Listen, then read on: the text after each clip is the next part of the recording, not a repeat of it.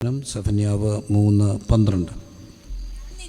ഞാൻ നിന്റെ നടുവിൽ താഴ്മയും ദാരിദ്ര്യവുമുള്ള ഒരു ജനത്തെ ശേഷിപ്പിക്കും, അവർ യഹോവയുടെ നാമത്തിൽ ശരണം പ്രാപിക്കും. ഞാൻ നിന്റെ നടുവിൽ താഴ്മയും ദാരിദ്ര്യമുള്ള ഒരു ജനത്തെ ശേഷിപ്പിക്കും, അവർ യഹോവയുടെ നാമത്തിൽ ശരണം പ്രാപിക്കും. ലൂക്കോസിൻ്റെ സുവിശേഷം 6-ാമത് അധ്യായം അതിൻ്റെ 20-ാമത്തെ വാക്യം. ലൂക്കോസ് 6:20. അനന്തരം അവൻ ശിഷ്യന്മാരെ നോക്കി പറഞ്ഞത്, ദരിദ്രന്മാരായ നിങ്ങൾ ഭാഗ്യവാന്മാർ, ദൈവരാജ്യം നിങ്ങൾക്കുള്ളത്. അനന്തരം അവിടുന്ന് ശിഷ്യന്മാരെ നോക്കി പറഞ്ഞത്, ദരിദ്രരായ നിങ്ങൾ ഭാഗ്യവാന്മാർ, സ്വർഗ്ഗരാജ്യം നിങ്ങൾക്കുള്ളത്. സങ്കീർത്തനം 9:18. സങ്കീർത്തനം 9:18. ദരിദ്രനെ എന്നേക്കും മറന്നുപോകുകയില്ല, സാധുക്കളുടെ പ്രത്യാശയ്ക്കൊന്നും ഭംഗം വരികയുമില്ല. ദരിദ്രരെ എന്നേക്കും മറന്നു പോകുകയില്ല, സാധുക്കളുടെ പ്രത്യാശയ്ക്ക് ഭംഗം വരികയില്ല. യാക്കോബ് അപ്പോസ്തലൻ എഴുതിയ യാക്കോബിൻ്റെ ലേഖനം 2-ാമത് അധ്യായത്തിൻ്റെ 5-ാമത്തെ തിരുവചനം. യാക്കോബ് 2:5. പ്രിയ സഹോദരന്മാരെ കേൾക്കുവിൻ, ദൈവം ലോകത്തിൽ ദരിദ്രരായവരെ വിശ്വാസത്തിൽ സമ്പന്നരും തന്നെ സ്നേഹിക്കുന്നവർക്ക് വാഗ്ദത്തം ചെയ്ത രാജ്യത്തിൻ്റെ അവകാശികളുമാക്കേണ്ടതിന് തിരഞ്ഞെടുത്തില്ലയോ? തിരഞ്ഞെടുത്ത് ഇല്ലയോ? വെളിപ്പാട് പുസ്തകം 2-ാമത് അധ്യായത്തിൻ്റെ 9-ാമത്തെ തിരുവചനം. വെളിപ്പാട് 2:9. ഞാൻ നിന്റെ കഷ്ടതയും ദാരിദ്ര്യവും നീ ധനവാനാവുന്നു താനും. തങ്ങൾ യഹൂദർ എന്ന് പറയുന്നെങ്കിലും യഹൂദരല്ല, സാത്താൻ്റെ പള്ളിക്കാരും. ഞാൻ നിന്റെ കഷ്ടതയും ദാരിദ്ര്യവും, എന്നാൽ നിങ്ങൾ സമ്പന്നരാകുന്നു, ബ്രാക്കറ്റിലാണ് സമ്പന്നരാകുന്നു താനും, അത് ഞാൻ അറിഞ്ഞിരിക്കുന്നു എന്ന് വെളിപ്പാട് പുസ്തകത്തിൽ നാം വായിക്കുകയാണ്. മത്തായി എഴുതിയ സുവിശേഷം 5-ാമത് അധ്യായത്തിൻ്റെ 3-ാമത്തെ തിരുവചനം. മത്തായി എഴുതിയ സുവിശേഷം 5-ാമത് അധ്യായത്തിൻ്റെ 3-ാമത്തെ തിരുവചനം. ആത്മാവിൽ ദരിദ്രരായവർ ഭാഗ്യവാന്മാർ, സ്വർഗരാജ്യം അവർക്കുള്ളത്. ആത്മാവിൽ ദരിദ്രരായവർ ഭാഗ്യവാന്മാർ, സ്വർഗരാജ്യം അവർക്കുള്ളത്. കർത്താവ് നമ്മളെ എല്ലാവരെയും സഹായിക്കട്ടെ. പെട്ടെന്ന് വാക്യങ്ങളെടുത്ത് വായിച്ച സഹോദരിയെ ദൈവം അനുഗ്രഹിക്കട്ടെ. ഇച്ചിരി പരിമിതമായ വെട്ടത്തിൽ കയ്യിൽ വേദവസ്ത്രം പിടിച്ച് കൈയും മൈക്കും പിടിച്ച് ഇച്ചിരി കഷ്ടപ്പെട്ടു. കർത്താവ് സഹായിക്കട്ടെ. അപ്പോൾ എല്ലാം ഒന്നിച്ചങ്ങ് വായിച്ചത് നമ്മുടെ മനസ്സിൽ വാക്യങ്ങളെ കുറിക്കൊള്ളാൻ വേണ്ടിയാണ്. കുറിവാക്യം സങ്കീർത്തനം 9:18. എല്ലാവർക്കും അറിയാവുന്നൊരു വാക്യം. ദരിദ്രനെ എന്നേക്കും മറന്നു പോകുകയില്ല, സാധുക്കളുടെ പ്രത്യാശയ്ക്ക് ഭംഗം വരും. എല്ലാവരും ഉറക്ക വാക്യം എന്ന് പറഞ്ഞേ, ദരിദ്രനെ എന്നേക്കും മറന്നു പോകുകയില്ല, സാധുക്കളുടെ പ്രത്യാശയ്ക്ക് ഭംഗം വരുത്തില്ല. അപ്പോൾ നമ്മൾ ആ ഒരു ഭാഗത്ത് ഇന്നുകൊണ്ട് കർത്താവ് എന്ന ചിന്തയെ ഈ ദേശത്തോട് പങ്കുവയ്ക്കുമ്പോൾ ഇതിനകത്ത് വന്നുയർന്നിരിക്കുന്നവരും കാണുന്നവരെയും എല്ലാം ദൈവം അനുഗ്രഹിക്കുന്ന ദിവസങ്ങൾ കർത്താവിനെ ചിന്തിക്കാനായിട്ട് ബലമേൽപ്പിച്ച ഒരു സന്ദേശമാണിത്. ദരിദ്രനെ എന്നേക്കും മറന്നു പോകുകയില്ല, സാധുക്കളുടെ പ്രത്യാശയ്ക്ക് ഭംഗം വരുത്തില്ല. അപ്പോൾ എല്ലാവരും ദൈവം അനുഗ്രഹിക്കേണ്ട. പ്രിയപ്പെട്ട സുഹൃത്ത് ദാനിയൽ മുട്ടപ്പള്ളി ഉൾപ്പെടെ എല്ലാവരെയും ഒരിക്കലൂടെ വന്ദനം ചെയ്യുന്ന ഒത്തിരി പേരുണ്ട്. എല്ലാവരെയും ദൈവം അനുഗ്രഹിക്കട്ടെ. അപ്പോൾ നമുക്ക് ദരിദ്രനെ എന്നേക്കും മറന്നു പോകുകയില്ല, സാധുക്കളുടെ പ്രത്യാശയ്ക്ക് ഭംഗം വരുത്തിക്കില്ല. മർക്കോസിൻ്റെ സുവിശേഷം 6-ാം അധ്യായത്തിൽ നാം വായിക്കുന്ന 20-ാമത്തെ വാക്യത്തിൽ എന്താണ്? ദരിദ്രരായവർ നിങ്ങൾ ആരാണ്? ഭാഗ്യവാന്മാരാണ്, എന്തെന്നാൽ സ്വർഗരാജ്യം നിങ്ങൾക്കുള്ളത്. അപ്പോൾ വേദവസ്തം നമ്മൾ പഠിക്കുമ്പോൾ വേദപുസ്തകത്തിൻ്റെ ചരിത്രങ്ങൾ അല്ലെങ്കിൽ വേദപുസ്തകത്തിൻ്റെ നിയമാവലികൾ, വേദപുസ്തകത്തിൻ്റെ ആകത്തുക, വേദപുസ്തകത്തിലെ ക്രിസ്തു എല്ലാം നമ്മൾ മനസ്സിലാക്കുമ്പം എന്നും ദരിദ്രപക്ഷത്ത് നിൽക്കുന്ന ഒരു കർത്താവിനെയാണ് നാം കാണുക. സമ്പന്നരെ വെറുതെ അയക്കുന്നു എന്ന് കാണുന്നു. അപ്പോൾ സാമ്പത്തികമായ ദാരിദ്ര്യത്തെക്കുറിച്ച് മാത്രമല്ലാതെ മനുഷ്യൻ അനുഭവിക്കുന്ന ഒത്തിരി ദാരിദ്ര്യ മേഖലകളുണ്ട്. ആ ദാരിദ്ര്യ മേഖലകളെ നമുക്കൊന്ന് ചിന്തിക്കാനായിട്ട് കർത്താവ് സഹായിക്കട്ടെ. ദരിദ്രനെ എന്നേക്കും മറന്നു പോകാത്ത, സാധുക്കളുടെ പ്രത്യാശയ്ക്ക് ഭംഗം വരുത്താത്ത ക്രിസ്തു. 2000 വർഷം മുമ്പ് ക്രിസ്തു വചനങ്ങൾ ഇങ്ങനെ പറയുന്നു, ദരിദ്രരായ നിങ്ങൾ ഭാഗ്യവാന്മാർ, എന്തെന്നാൽ സ്വർഗരാജ്യം നിങ്ങൾക്കുള്ളത്. എല്ലാവരും ചേർന്ന് പറഞ്ഞ്, ദരിദ്രരായ നിങ്ങൾ ഭാഗ്യവാന്മാർ, സ്വർഗരാജ്യം നിങ്ങൾക്കുള്ളത്. ദാരിദ്ര്യം ദുഃഖമാണ്. അതുകൊണ്ട് തന്നെ ദാരിദ്ര്യത്തെ മാറ്റാൻ വേണ്ടി ദാരിദ്ര്യ നിർമ്മാർജ്ജനമാണ് ഗവൺമെൻറ്റുകൾ ചെയ്യുക. ദരിദ്രരെ ഉയർത്തുക, ദാരിദ്ര്യ നിർമ്മാർജ്ജനം, ആ ഒരു പദ്ധതിയുടെ ഭാഗമായിട്ടാണ് ഗവൺമെൻറ്റുകൾ എപ്പോഴും പ്രവർത്തിക്കുന്നത്. അപ്പോഴാണ് ക്രിസ്തു വചനങ്ങളുടെ പ്രസക്തി. ദരിദ്രൻ ഭാഗ്യവാനാണ്. ദരിദ്രനെ ഭാഗ്യമായിട്ട് ആരും കാണുന്നില്ല. പൊതുവെ മനുഷ്യലോകമെല്ലാം തന്നെ ദാരിദ്ര്യം മാറ്റാനുള്ള നെട്ടോട്ടത്തിലാണ്. ദാരിദ്ര്യം മാറ്റാൻ വേണ്ടിയുള്ള നെട്ടോട്ടത്തിൽ ഓടുമ്പോൾ അതിൻ്റെ ഭാഗമായിട്ടാണ് ഇമിഗ്രേഷൻസും കുടിയേറ്റങ്ങളും എല്ലാം തന്നെ നടക്കുക. ഒത്തിരി കുടിയേറ്റങ്ങൾക്ക് നമ്മുടെ നാട് സാക്ഷ്യം വഹിച്ചിട്ടുണ്ട്. ആ കുടിയേറ്റങ്ങളെല്ലാം തന്നെ ദാരിദ്ര്യം മാറ്റാൻ വേണ്ടിയുള്ള കുടിയേറ്റമാണ്. റാന്നിയിൽ നിന്നും പാലായിൽ നിന്നും കാഞ്ഞിരപ്പള്ളിയിൽ നിന്നും ഒത്തിരി പേര് ഒരു സമയത്ത് കുടിയേറി. അവർ പോയതെല്ലാം മലബാറിലേക്കായിരുന്നു. അവരവിടെ ചെന്ന് മണ്ണിനോട് പടവെട്ടി, അതൊക്കെ പണ്ടെങ്കിൽ സാഹിത്യ ഭാഷയൊക്കെ പറയാറുണ്ട്, മണ്ണിനോടും മലമ്പാമ്പിനോടും ഒക്കെ പടവെട്ടി അവർ മണ്ണിൽ പൊന്നു വിളയിച്ചു. അവിടെ ചെന്ന് ഒരച്ചായം പോയി 1-2 പേരെ കൊണ്ടുപോയി. പിന്നെ വന്ന് സഹോദരന്മാരെ 8-10 പേരെ കൊണ്ടുപോയി. 8-10 പേരായപ്പോൾ അവരൊരു അച്ഛനെ കൂടെ കൊണ്ടുവന്നു. അവർ മണ്ണ് വെച്ചു, വീട് വെച്ചു, പള്ളി വെച്ചു, പള്ളിക്കൂടം വെച്ചു. അങ്ങനെ പലയിടത്തും കുടിയേറ്റങ്ങൾ നടന്നു.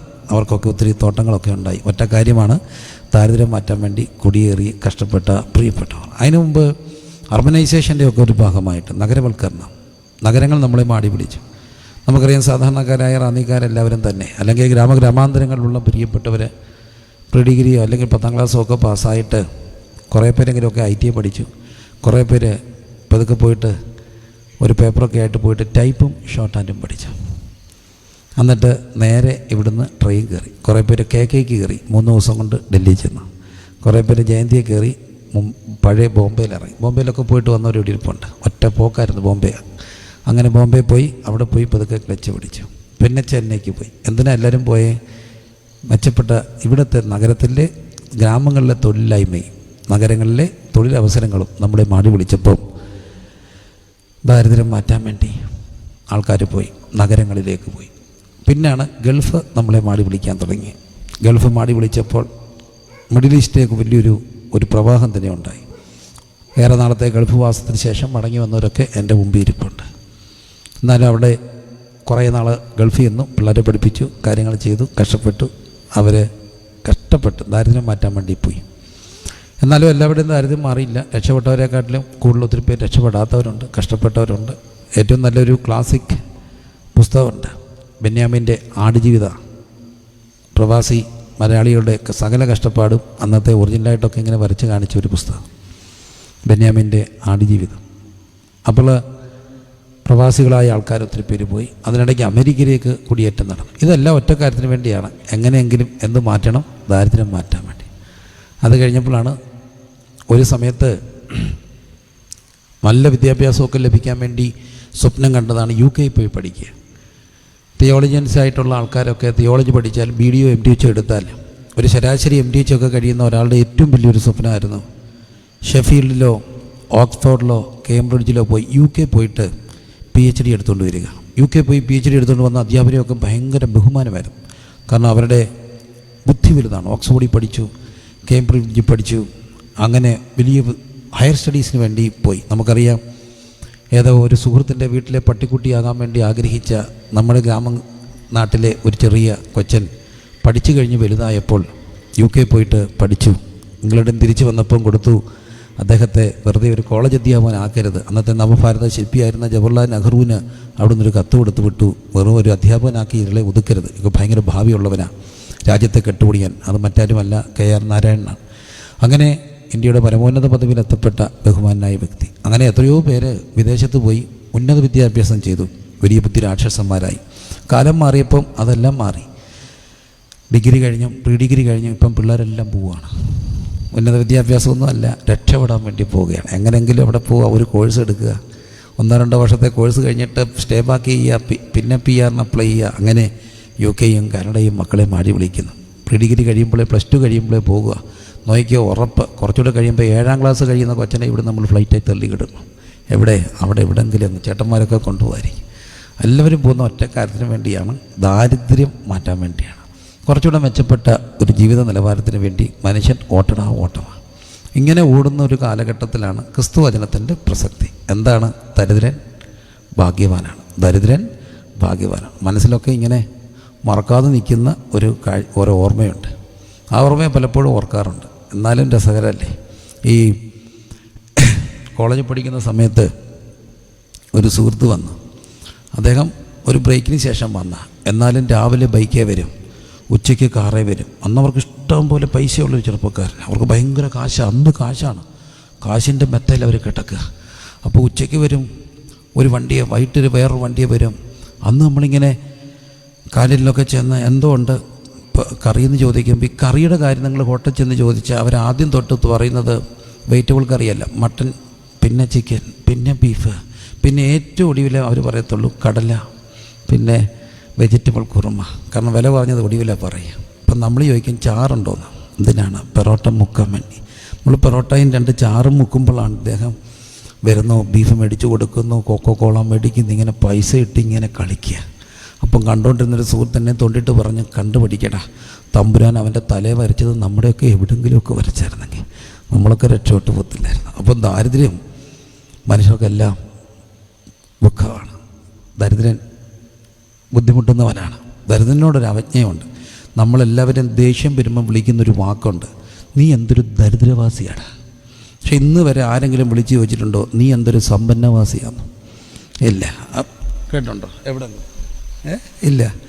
പിന്നെ ഇന്ന് വരെ ആരെങ്കിലും ദേഷ്യം വരുമ്പോൾ എടാ ബംഗ്ലാവേന്ന് വിളിച്ച് കേട്ടിട്ടുണ്ടോ? ഇല്ല. എന്നാൽ എടാ ചെറ്റേന്ന് വിളിക്കത്തില്ല. ആരെങ്കിലും ബംഗ്ലാവെന്ന് വിളിച്ച് കേട്ടിട്ടുണ്ടോ? ഇല്ല. ബംഗ്ലാവെന്ന് വിളിക്കത്തില്ല. എടാ 2 നില വീടേ പോടാ എന്ന് വിളിക്കുമോ? ഇല്ല. പിന്നെന്താ വിളിക്കുക? എടാ ചെറ്റെന്നാ വിളിക്കുക. അപ്പം ചെറ്റ എന്ന് പറയുന്നതിൻ്റെ അർത്ഥം എന്താ? ചെറ്റപ്പുരയിൽ താമസിക്കുന്നവൻ ആരോ അവൻ ആരാ? ചെറ്റ. ദാരിദ്ര്യത്തിൽ വസിക്കുന്നവൻ ആരോ അവൻ ആര്? ദരിദ്രവാസി. അപ്പോൾ ആ വാക്കുകൾക്ക് പോലും സുഖകരമല്ലാത്ത ഒരർത്ഥം ദാരിദ്ര്യം. പക്ഷെ ക്രിസ്തു പറയുന്നു ദരിദ്രനെ എന്നേക്കും മറന്നു പോകുകയില്ല, സാധുക്കളുടെ പ്രത്യാശയ്ക്ക് ഭംഗം വരുന്നത്. അപ്പോൾ ഈ ദരിദ്രം എന്നുള്ളൊരു വാക്ക് നമ്മുടെ മനസ്സിലേക്ക് വരുമ്പോൾ സാമ്പത്തികമാണ് പെട്ടെന്ന് മനസ്സിൽ വരും. പക്ഷെ ആ സാമ്പത്തികം മാത്രമല്ലാത്ത ഒത്തിരി മേഖലകൾ എന്നും ദാരിദ്ര്യത്തിനുണ്ട്. അത് ഞാൻ ഒത്തിരി പേരെ കാണുകയും കേൾക്കുകയൊക്കെ ചെയ്യുന്നതുകൊണ്ട് ആ ഒരു മേഖലയിലുള്ള ഒത്തിരി പേരെ കാണുന്നുണ്ട്. അത് പലപ്പോഴും ചിന്തിക്കാനായിട്ട് ഇടയായിട്ടുണ്ട്. ഒന്നാമത്തെ ഒരു മേഖലയാണ് ബൗദ്ധികമായ ദാരിദ്ര്യം, ഇൻ്റലക്ച്വൽ പോവർട്ടി, ബുദ്ധിപരമായ ദാരിദ്ര്യം. നമ്മളിന്ന് എല്ലാവരും മിടുക്കടിയ ലോകത്താണ്. എല്ലാവരും പഠിക്കുകയാണ്. എല്ലാവരും ഫുൾ A+ മേടിക്കുമ്പോൾ ഇച്ചിരി പുറകിൽ പോകുന്ന മക്കളൊക്കെ ഉണ്ട്. ഈ പുറകിൽ പോകുന്ന മക്കളുടെ കുറ്റമല്ല അവരുടെ കുറ്റം. സത്യത്തിൽ അങ്ങനെയുള്ള മക്കളോടൊക്കെ നമ്മൾ ഇച്ചിരി രൂക്ഷമായിട്ടൊക്കെ ഇടപെടുക. പണ്ട് അങ്ങനെയുള്ള മക്കൾക്ക് എല്ലാം കൂടെ ഒരു പേരിട്ടു, ഇവൻ ആളും മൊണ്ണയാണ്. ഇന്ന് പക്ഷേ അങ്ങനെ വിളിക്കത്തില്ല. ഡിഫറൻ്റ്ലി ഡിസേബിൾഡ് എന്നോ person who is having A problem of learning difficulty, പഠന വൈകല്യമുള്ള ഒരാളെന്നൊക്കെയാണ് വിളിക്കുക. അവർക്ക് മറ്റൊരു തരത്തിലൊക്കെ കഴിവുകൾ കാണും. ചില നല്ല വലിയ പഠിക്കാൻ കഴിവില്ലാത്തവർ നല്ലപോലെ വരയ്ക്കും. ചിലർ നല്ലപോലെ ഏത് സാധനം അവർ എഞ്ചിനീയർ ആകത്തില്ലെങ്കിലും ഏത് സാധനം കൈ കിട്ടിയാലും അവർ അഴിക്കും, ഫിറ്റ് ചെയ്യും. പക്ഷേ എഞ്ചിനീയർ അഴിച്ചാൽ ഫിറ്റ് ചെയ്യാൻ അറിയത്തില്ല. എഞ്ചിനീയർ അഴിക്കും, ഫിറ്റ് ചെയ്യും. അവൻ ഇലക്ട്രോണിക്സ് എഞ്ചിനീയർ ആയിരിക്കും, പക്ഷേ അവന് ഫിറ്റ് ചെയ്യാൻ പാടായിരിക്കും. പക്ഷേ ഒന്നും അറിയാത്ത ഇവൻ ഏത് സാധനം അഴിച്ച് ഫിറ്റ് ചെയ്യും. എന്താ കാര്യം ചോദിച്ചാൽ അവർക്ക് സർട്ടിഫിക്കറ്റ് ഇല്ലെങ്കിലും കാര്യങ്ങൾ അറിയാവുന്ന ഒത്തിരി പേരുണ്ട്. നല്ല മെക്കാനിക്കുകൾ, നല്ല ഒന്നാന്തരം MTech-കാരെക്കാട്ടി നല്ലപോലെ വണ്ടി പണിയുന്നവരുണ്ട്. എന്താ കാര്യം ചോദിച്ചാൽ അത് അവർക്ക് തമ്പുരാൻ കൊടുത്തിരിക്കുന്ന ഒരു കഴിവാണ്. അപ്പോൾ ഒരാൾ ആരാകുമെന്ന് നിശ്ചയിക്കുന്നത് അവരുടെ അമ്മയുടെ വയറ്റിൽ ഉള്ള ബ്രെയിൻ ഡെവലപ്മെൻറ്റാണ്. നമ്മൾ പക്ഷേ പേപ്പറിൻ്റെ അടിസ്ഥാനത്തിൽ മാത്രമാണ് മാർക്കുകളൊക്കെ അവനെ അളക്കുക, അല്ലേ? നമുക്ക് അളക്കാനായിട്ടുള്ള ഒറ്റ വഴി അവിടെ സർട്ടിഫിക്കറ്റാണ്. അപ്പോൾ അങ്ങനെ പുറകിലൊക്കെ പോകുന്ന മക്കൾ അവർക്കൊക്കെ ഉള്ള സങ്കടങ്ങളും. അപ്പോൾ അവരും പണ്ടൊക്കെ പറയും അവർ മൊണ്ണയാന്ന് പറയുമ്പോൾ നമ്മൾ അവിടെ സാറന്മാർക്കൊരു ലൈസൻസ് കൊടുക്കും, വെച്ച് കീറിക്കോളാൻ പറയും. വെച്ച് കീറിക്കോളാൻ ലൈസൻസ് കൂടെ കിട്ടിയ എൻ്റെ കൂട്ടുകാരൻ്റെ മോനെ എൻ്റെ അച്ചായനും പറഞ്ഞിട്ടുണ്ടാ ഇങ്ങോട്ട് പിടിച്ചോളാൻ പറയും. അന്നേരമാണ് ഈ കണക്ക് സാറന്മാരൊക്കെ നല്ല പിച്ച് എവിടാ പിച്ചുക? ആമ്പിള്ളേരുടെ തുടക്കി പിച്ച്, പെൺപിള്ളേരുടെ ഇവിടെ പിച്ച്. ഇപ്പോഴത്തെ സാറന്മാർ പിച്ചത്തില്ല, പണ്ടത്തെ സാറന്മാർ. ആ പിച്ച് കിട്ടുമ്പോഴാണ് നമ്മൾ പറയുക സൈക്കിൾ കയറ്റം പഠിക്കുകയാണ്. എത്ര വണ്ണമുള്ളവനും സാറിൻ്റെ കയ്യിൽ ഇങ്ങനെ പൊങ്ങുന്ന കാണാം. എപ്പോഴാണ് തുടക്കി പിച്ച് കിട്ടും. എന്തിനാ പിച്ച് കിട്ടിയത്? tan θ by cos θ by sin θ. ജീവിതത്തിൽ ഒരു ഗുണം ആർക്കും ഇന്ന് വരെ ഉണ്ടായിട്ടില്ല. പക്ഷേ അതിന് ഇഷ്ടം പോലെ അടി കിട്ടി. എന്തിനാണെന്ന് അറിയത്തില്ല, ഉള്ള ഇക്വേഷൻസിനല്ല. ആർക്കെങ്കിലും ജീവിതത്തിൽ പ്രത്യേകിച്ച് ഗുണം അതുകൊണ്ട് ഉണ്ടായോ എന്നറിയത്തില്ല. എന്നാലും കണക്കൊക്കെ പഠിക്കണ്ടേ. അപ്പം അടി ഇട്ടിയൊക്കെ കിട്ടുന്ന ലോകത്ത് അവിടെ അടി, വീട്ടിലടി, ട്യൂഷനടി, അടിയോടടിയാണ്. എന്തിനാണെന്ന് ചോദിച്ചാൽ പുറകില. പക്ഷേ ഈ പുറകിൽ പോകുന്നവർക്കൊക്കെ എന്നും ബുദ്ധിമുട്ടൊക്കെ ഉണ്ട്. സത്യത്തിൽ ഇതിവിടെ പ്രശ്നമാണ്. പഠനം ഓരോരുത്തർക്കും ഓരോ ലെവലില്ല. ചിലർ നല്ല പോലെ ദൈവം എല്ലാവർക്കും ഒരു കഴിവ്, എവരി പേഴ്സൺ ഈസ് യൂണീക്ക് എന്ന. സത്യത്തിൽ ഈ പിള്ളേർ ഇച്ചിരി ബുദ്ധിയൊക്കെ പറഞ്ഞ് ഇതിവിടെ കുറ്റമാണ്. എൻ്റെ ഒരു കുഞ്ഞ് ഇച്ചിരി പഠന ഉഴപ്പിലുണ്ട്. അപ്പോൾ ഒരു ദിവസം അവനിങ്ങനെ പഠിക്കാതൊക്കെ ഇരിക്കുമ്പോൾ ഞാൻ അവനെ വല്ലാതെ വഴക്ക് പറഞ്ഞപ്പോൾ എൻ്റെ മോളെന്നോട് ചോദിച്ചു, യു ആർ സ്കോൾഡിങ് ഹിം? ഞാൻ പറഞ്ഞു yes. Not you can scold him like this. അവളങ്ങ് ദേഷ്യപ്പെട്ടു. ഞാൻ ചെയ്തന്നെ അവൻ this is not your fault, his fault, this is not his fault. അപ്പം ഞാൻ തിരിച്ചു ചോദിച്ചു, is it my fault? Yes of course papa, this is your fault. ഞാൻ പറഞ്ഞു മൈ ഫോൾട്ട്? യെസ്, മാനുഫാക്ചറിങ് ഡിഫക്റ്റാണ്. സത്യം, മാനുഫാക്ചറിങ് ഡിഫക്റ്റ്. അപ്പോൾ സത്യത്തിൽ കൊച്ചിന് പഠിക്കാൻ നമ്മുടെ കുഴപ്പം കൊണ്ടൊക്കെയാണ് ഇതൊക്കെ ഉണ്ടാകുക എന്നുള്ളതാണ് സത്യം. എന്നാൽ പോലും പുറകെ പോകുന്ന മക്കൾക്കൊക്കെ എന്നും ഒരു സങ്കടമാണ്. ഈ സങ്കടമുള്ളൊരു മക്കളെ ഞാനൊരു വീട്ടിൽ വെച്ച് കണ്ടു. അതാണ് ഈ സന്ദേശമൊക്കെ കിട്ടുക. ഞാനൊരു വീട്ടിൽ കുടുംബ പ്രാർത്ഥന നടക്കുന്നിടത്തിരിക്കാനിടയായി. അപ്പം ഞാൻ നോക്കുമ്പോൾ ഈ കുഞ്ഞ്, അവിടെ ഒരു കൊച്ചു കുഞ്ഞിരുന്ന് പ്രാർത്ഥിക്കുന്നു. ആ കുഞ്ഞിൻ്റെ പ്രാർത്ഥന എൻ്റെ കരളലിയിച്ചു. അവൻ ഉറക്കെ പ്രാർത്ഥിക്കുക കുഞ്ഞ്. പക്ഷെ കുഞ്ഞ് ജോക്ക് ചെയ്യല്ല, അവൻ മുട്ടുകുത്തിന്ന് പ്രാർത്ഥിക്കുക. അവൻ കരയുന്നുണ്ട്, കരഞ്ഞ് പ്രാർത്ഥിക്കുക, യേശുപ്പച്ച ഞാനിന്ന് സ്കൂളിൽ പോയി ഒന്നിലൊക്കെ ആ ടീച്ചർ ഏതാണ്ടെല്ലാം പഠിപ്പിച്ചു, എനിക്കൊന്നും മനസ്സിലായില്ലെന്ന് ടീച്ചറിന് മനസ്സിലായില്ല യേശുപ്പച്ച. ആ ടീച്ചർ എന്നെ അടിച്ചപ്പച്ച, എനിക്ക് നൊന്തപ്പച്ച. അപ്പച്ച ഞാൻ ഒരു കാര്യം പറഞ്ഞേക്കാം, ഒന്നീ ടീച്ചറെ മാറ്റ് അല്ലേ ബുദ്ധിത. കുഞ്ഞ് സീരിയസ് ആയിട്ട് പ്രാർത്ഥിക്കുക, ഒന്നീ ടീച്ചറെ മാറ്റ് അല്ലേ ബുദ്ധിത. അപ്പോഴാണ് എനിക്ക് ക്രിസ്തുവചനത്തിൻ്റെ പ്രസക്തി തോന്നിയത്. ക്രിസ്തുവചനങ്ങൾ പറയുന്നു, ദൈവം പിൻപനെ മുൻപനാക്കും, ജ്ഞാനികളെ ലജ്ജിപ്പിപ്പാൻ ഭോഷത്വമായും തിരഞ്ഞെടുക്കും. നിങ്ങൾ ഒരുവന് ജ്ഞാനം കുറവാണെങ്കിൽ യാക്കോബ് പറയുന്നു, ഔദാര്യമായി കൊടുക്കുന്ന ദൈവത്തോട് ചോദിക്കണം. എങ്ങനെ ചോദിക്കണം? ബത്സിക്കാതെ ചോദിക്കണം, എന്നാൽ അവർക്ക് ലഭിക്കും. ഇന്ന് രാത്രിയിൽ എന്നെ കേൾക്കുന്ന പ്രിയപ്പെട്ടവരെ, ഭൗതിക ദാരിദ്ര്യം അനുഭവിക്കുന്ന, ഇൻ്റലക്ച്വൽ പോവർട്ടിയിലൂടെ കടന്നു പോകുന്ന ഒത്തിരി പ്രിയപ്പെട്ടവർ നമ്മുടെ ചുറ്റുപാടൊക്കെ ഉണ്ട്. ഒരുപക്ഷെ മൈനർ ഓട്ടിസം കൊണ്ടോ ഹൈപ്പർ ആക്ടിവിറ്റി കൊണ്ടൊക്കെ വല്ലാതെ വേദനിക്കുന്നു. അവരെക്കാട്ടിലും ആ കൂട്ടത്തിൽ വേദനിക്കുന്നത് അവരുടെ അമ്മമാരായിരിക്കും. കാരണം ആരെ ഏൽപ്പിച്ചിട്ടെങ്കും പോകാനൊക്കത്തില്ല. എവിടെ ചെന്നാലും കുഞ്ഞിനെക്കുറിച്ചുള്ള കംപ്ലൈൻറ്റുകൾ കേട്ട് അവർ മനസ്സിടിയും. അവൻ അടിച്ചു, അവൻ എൻ്റെ കുഞ്ഞിനെ അടിച്ചു, ഞങ്ങളുടെ വീട്ടിലെ അത് തല്ലിപ്പൊട്ടിച്ചു. അരമണിക്കൂർ ഒരു വീട്ടിൽ ഇരുന്നാൽ ഒരായുസിൻ്റെ കംപ്ലൈൻറ്റ് കേൾക്കും. അപ്പോൾ അവർ തീരുമാനിക്കും, ഇനി എങ്ങും പോകണ്ട, ഇനി എങ്ങും വിടത്തില്ല. എങ്ങും പോകാതെ വീടിനകത്ത് തളയ്ക്കപ്പെട്ട എത്രയോ അമ്മമാരെ എനിക്കറിയാം. പക്ഷെ പരാതിയും പരിഭവവും ഇല്ലാതെ തമ്പുരാനോട് സ്തോത്രം ചെയ്തുകൊണ്ട് കഴിയുന്നവർ. ഇവിടെയൊക്കെയാണ് ദൈവത്തിൻ്റെ വചനം പറയുക. എന്തുകൊണ്ടാണ് ദരിദ്രൻ ഭാഗ്യവാൻ എന്ന് പറയുക? നമ്മുടെ ദാരിദ്ര്യത്തിലാണ് ക്രിസ്തു സാന്നിധ്യം കുറച്ചുകൂടെ അനുഭവിക്കാൻ കഴിയുക. സമ്പന്നതയെക്കാട്ടിൽ കൂടുതൽ നമ്മുടെ കർത്താവിനെ കുറച്ചുകൂടെ ഹൃദ്യമായിട്ട് അനുഭവിക്കാൻ കഴിയുന്നത് ദാരിദ്ര്യത്തിൻ്റെ ലോകത്താണ്. വചനം പറയുന്നു, ദരിദ്രൻ ഭാഗ്യവാന. എന്തെന്നാൽ അവൻ്റെ ദാരിദ്ര്യത്തിൽ അവൻ അനുഭവിക്കാൻ കഴിയുന്ന ഒരു ദൈവത്തെയുണ്ട്. ക്രിസ്തുവിനെ കുറച്ചുകൂടെ നമുക്ക് അനുഭവിക്കാനായിട്ട് കഴിയും. ബൗദ്ധികമായ ദാരിദ്ര്യം എന്തു ചെയ്യണം? അവർ ദൈവത്തോട് ചോദിക്കണം. യാക്കോബ് പറയുന്നു, നിങ്ങൾ ഒരുവന് ജ്ഞാനം കുറവാണെങ്കിൽ, ആ വാക്യം ഒന്നുകൂടെ ആവർത്തിക്കുക, ഫൽസിക്കരുത്. നിങ്ങൾ ഒരുവന് ജ്ഞാനം കുറവാണെങ്കിൽ എന്ത് ചെയ്യരുത്? ഫൽസിക്കരുത്. പ്രത്യേകത ഔദാര്യമായി കൊടുക്കുന്ന ദൈവത്തോട് ചോദിച്ചാൽ, എന്നാൽ അവന് ലഭിക്കും. എനിക്കറിയാവുന്ന ഒത്തിരി സംഭവങ്ങൾ, അതിൽ ഒരു 2-3 സംഭവം. ഒന്ന്, ഡാനി എന്ന് പറയുന്നൊരു മോനാണ്. ആ മോനെക്കുറിച്ച് ഞാൻ ഒത്തിരി എടുത്ത് പറഞ്ഞു. പക്ഷെ ഡാനി എനിക്കിന്നും അത്ഭുതമാണ്. ഡാനി +2 പഠിത്തം നിർത്തി. പഠിത്തം നിർത്താനുള്ള കാരണം അവൻ ആ പുസ്തകം ഒന്നും മനസ്സിലാകുന്നില്ല. വലിയ പുസ്തകങ്ങൾ കണ്ടപ്പോഴേ അവൻ പേടിച്ചു. എങ്ങനെയൊക്കെയോ അവൻ 10 വരെ ചെന്നിട്ട് +2 കയറി. അവനൊന്നും മനസ്സിലായില്ല. ഹ്യൂമാനിറ്റിക്സാണ്, വലിയ മാർക്കൊന്നുമില്ല. പക്ഷേ എടുത്തിട്ട് അവന് പുസ്തകമൊന്നും മനസ്സിലാകാത്തതുകൊണ്ട് ഡാനി പഠിത്തം നിർത്തി. ഡാനി വീട്ടിൽ വന്നിരുന്നു.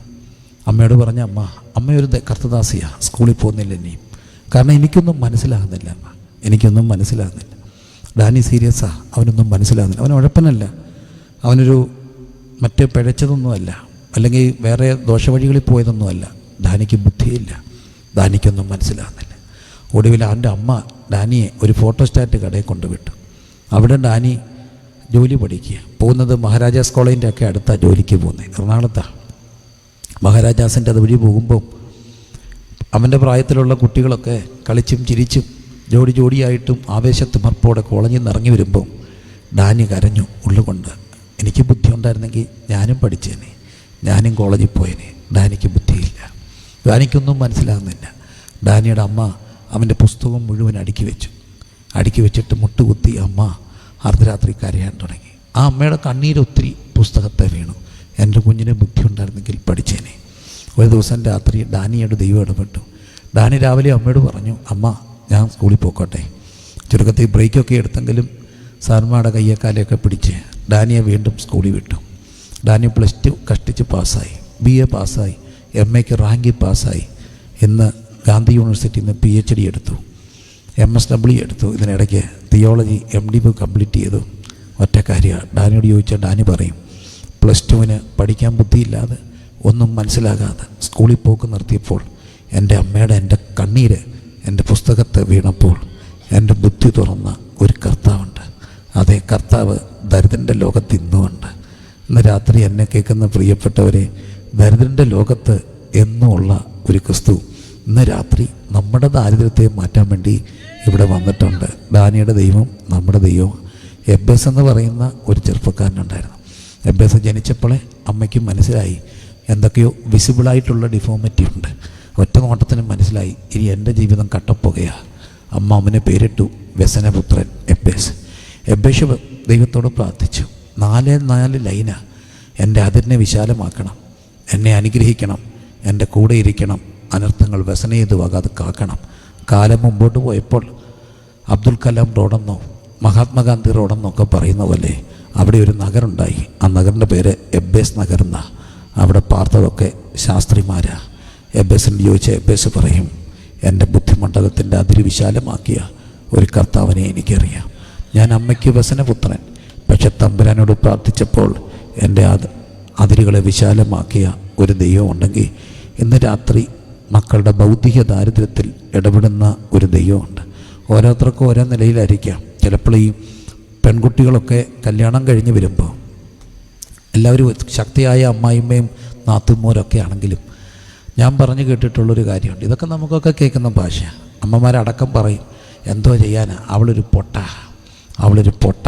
അവളൊരു കടിഞ്ഞു പൊട്ട, അവളെയും കൊണ്ട് ഒരു പ്രാപ്തിയൊന്നുമില്ല. പക്ഷെ നിങ്ങൾ ശ്രദ്ധിച്ചിട്ടുണ്ടോ, ഈ പൊട്ടൊക്കെ മിടുക്കരായിട്ട് പോകുന്നത് ഒറ്റ കാര്യമാണ്: തമ്പുരാൻ എന്നും ദരിദ്രൻ്റെ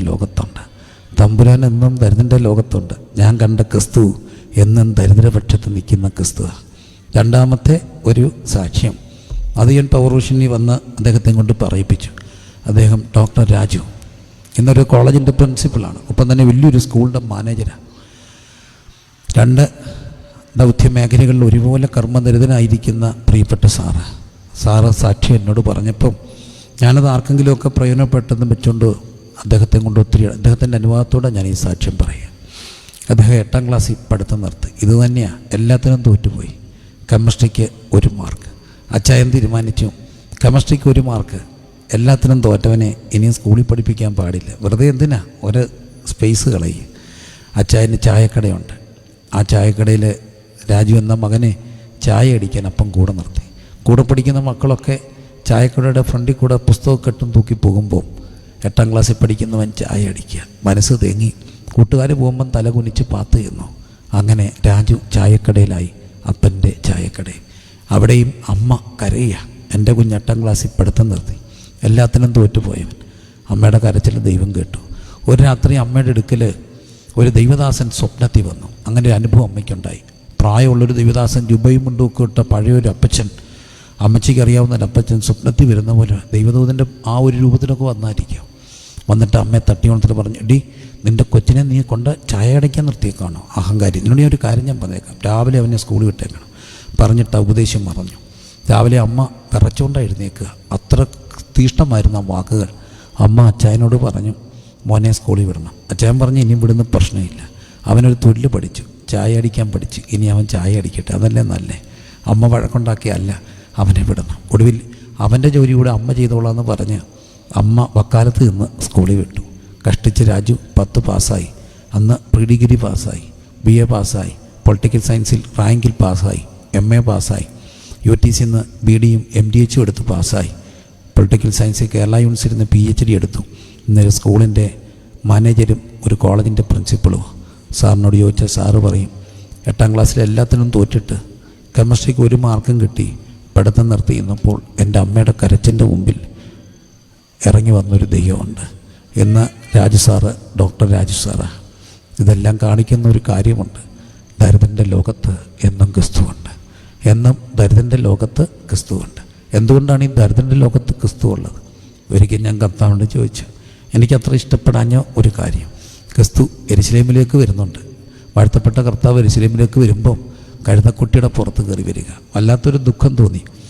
കർത്താവ് പച്ച അങ്ങിങ്ങനെ ഒരു കഴുതയുടെ പുറത്തൊക്കെ കയറി വരിക, കാര്യമൊക്കെ ഉണ്ടെങ്കിലും ഒരു കുതിരപ്പുറത്തെങ്കിലും ഒക്കെ വരണ്ടേ, എന്നാലേ ഒരു കാണാനൊക്കെ ഒരു രസമുള്ളൂ, ഒരു ഗുമ്മൊക്കെ വേണ്ടേ. ക്രിസ്തു എന്നോട് തിരിച്ചൊരു ചോദ്യം ചോദിച്ചു. ഞാൻ കുതിരപ്പുറത്താണ് വന്നിരുന്നെങ്കിൽ കുതിര സ്പീഡിൽ പോകുമ്പോൾ നമ്മളെങ്ങനെ ഒപ്പം എത്തും? കുതിര നടന്നാൽ പോലും ഒപ്പം എത്തണമെങ്കിൽ ഓടണം. അങ്ങനെയാണെങ്കിൽ ക്രിസ്തു കുതിരപ്പുറത്താണ് വന്നിരുന്നെങ്കിൽ A+B² എന്ന് പറയുമ്പോഴും അപ്പുറത്തോട്ട് നോക്കി കോപ്പി അടിച്ചുകൊണ്ടിരിക്കുന്നവൻ എന്തോ ഇപ്പം പറഞ്ഞെന്ന് എഴുതാൻ, പിന്നെ ഒന്നും കിട്ടാതെ പേന അടച്ച് അവിടെ ഇരിക്കുന്നവൻ എങ്ങനെ ഓടിയെത്തും? പക്ഷേ ആർക്കും ഓടിയെത്താവുന്ന പാകത്തിൽ എത്താൻ വേണ്ടി ഇങ്ങനെ പെതുക്കെ പോകുന്നവരുടെ കൂടെ നടക്കാൻ പാകത്തിൽ ഒരുവനിങ്ങനെ കഴുതപ്പുറത്ത് വന്നു. അവിടുത്തെ പേരാ ക്രിസ്തു. ആർക്കും ഒത്താവുന്ന ദൂരത്തിൽ ഇന്നും നടക്കുന്ന ഒരു ക്രിസ്തുവുണ്ട്. എനിക്കറിയാവുന്ന ഒത്തിരി മക്കളുടെ സാക്ഷ്യങ്ങൾ ഞാൻ കേട്ടിട്ടുണ്ട്. ട്യൂഷന് വിടാൻ കാശില്ല, പഠിക്കാൻ ബുദ്ധിയില്ല. കുഞ്ഞ് കർത്താവിനോട് പറഞ്ഞു, കർത്താവ് പച്ച ട്യൂഷന് പോകാൻ കാശില്ല, പഠിക്കാൻ ബുദ്ധിയില്ല. ഒരു കസേരയെടുത്ത് ഇപ്പുറത്ത് വെച്ചിട്ട് യേശുപ്പച്ചനോട് പറഞ്ഞ, അപ്പച്ച ഇപ്പുറത്തിരിക്കണം, എനിക്ക് പറഞ്ഞു തരണം. വിശ്വാസത്തിൻ്റെ ആ സിമ്പിൾ പ്രവൃത്തിയിലൊക്കെ ആ കുഞ്ഞൊക്കെ ഇങ്ങനെ പഠിച്ചു വരുമ്പോൾ ഇന്നും ദരിദ്രൻ്റെ ലോകത്തൂടെ വരുന്നൊരു ക്രിസ്തുവുണ്ട്. ഇന്ന് രാത്രി ഞാൻ പ്രസംഗിക്കുന്ന കർത്താവ് ദരിദ്രനായി തീർന്ന ക്രിസ്തുവാണ്. അവൻ സമ്പന്നനായിരിക്കെ നമ്മൾ സമ്പന്നരാകേണ്ടതിന് നമ്മൾ നിമിത്തം ദാരിദ്ര്യം ശീലിച്ച ക്രിസ്തു ഈ രാത്രി പറയുന്നു, ഞാൻ ഭൗതിക ദാരിദ്ര്യം അനുഭവിക്കുന്നവരുടെ കൂട്ടത്തിലുണ്ട്.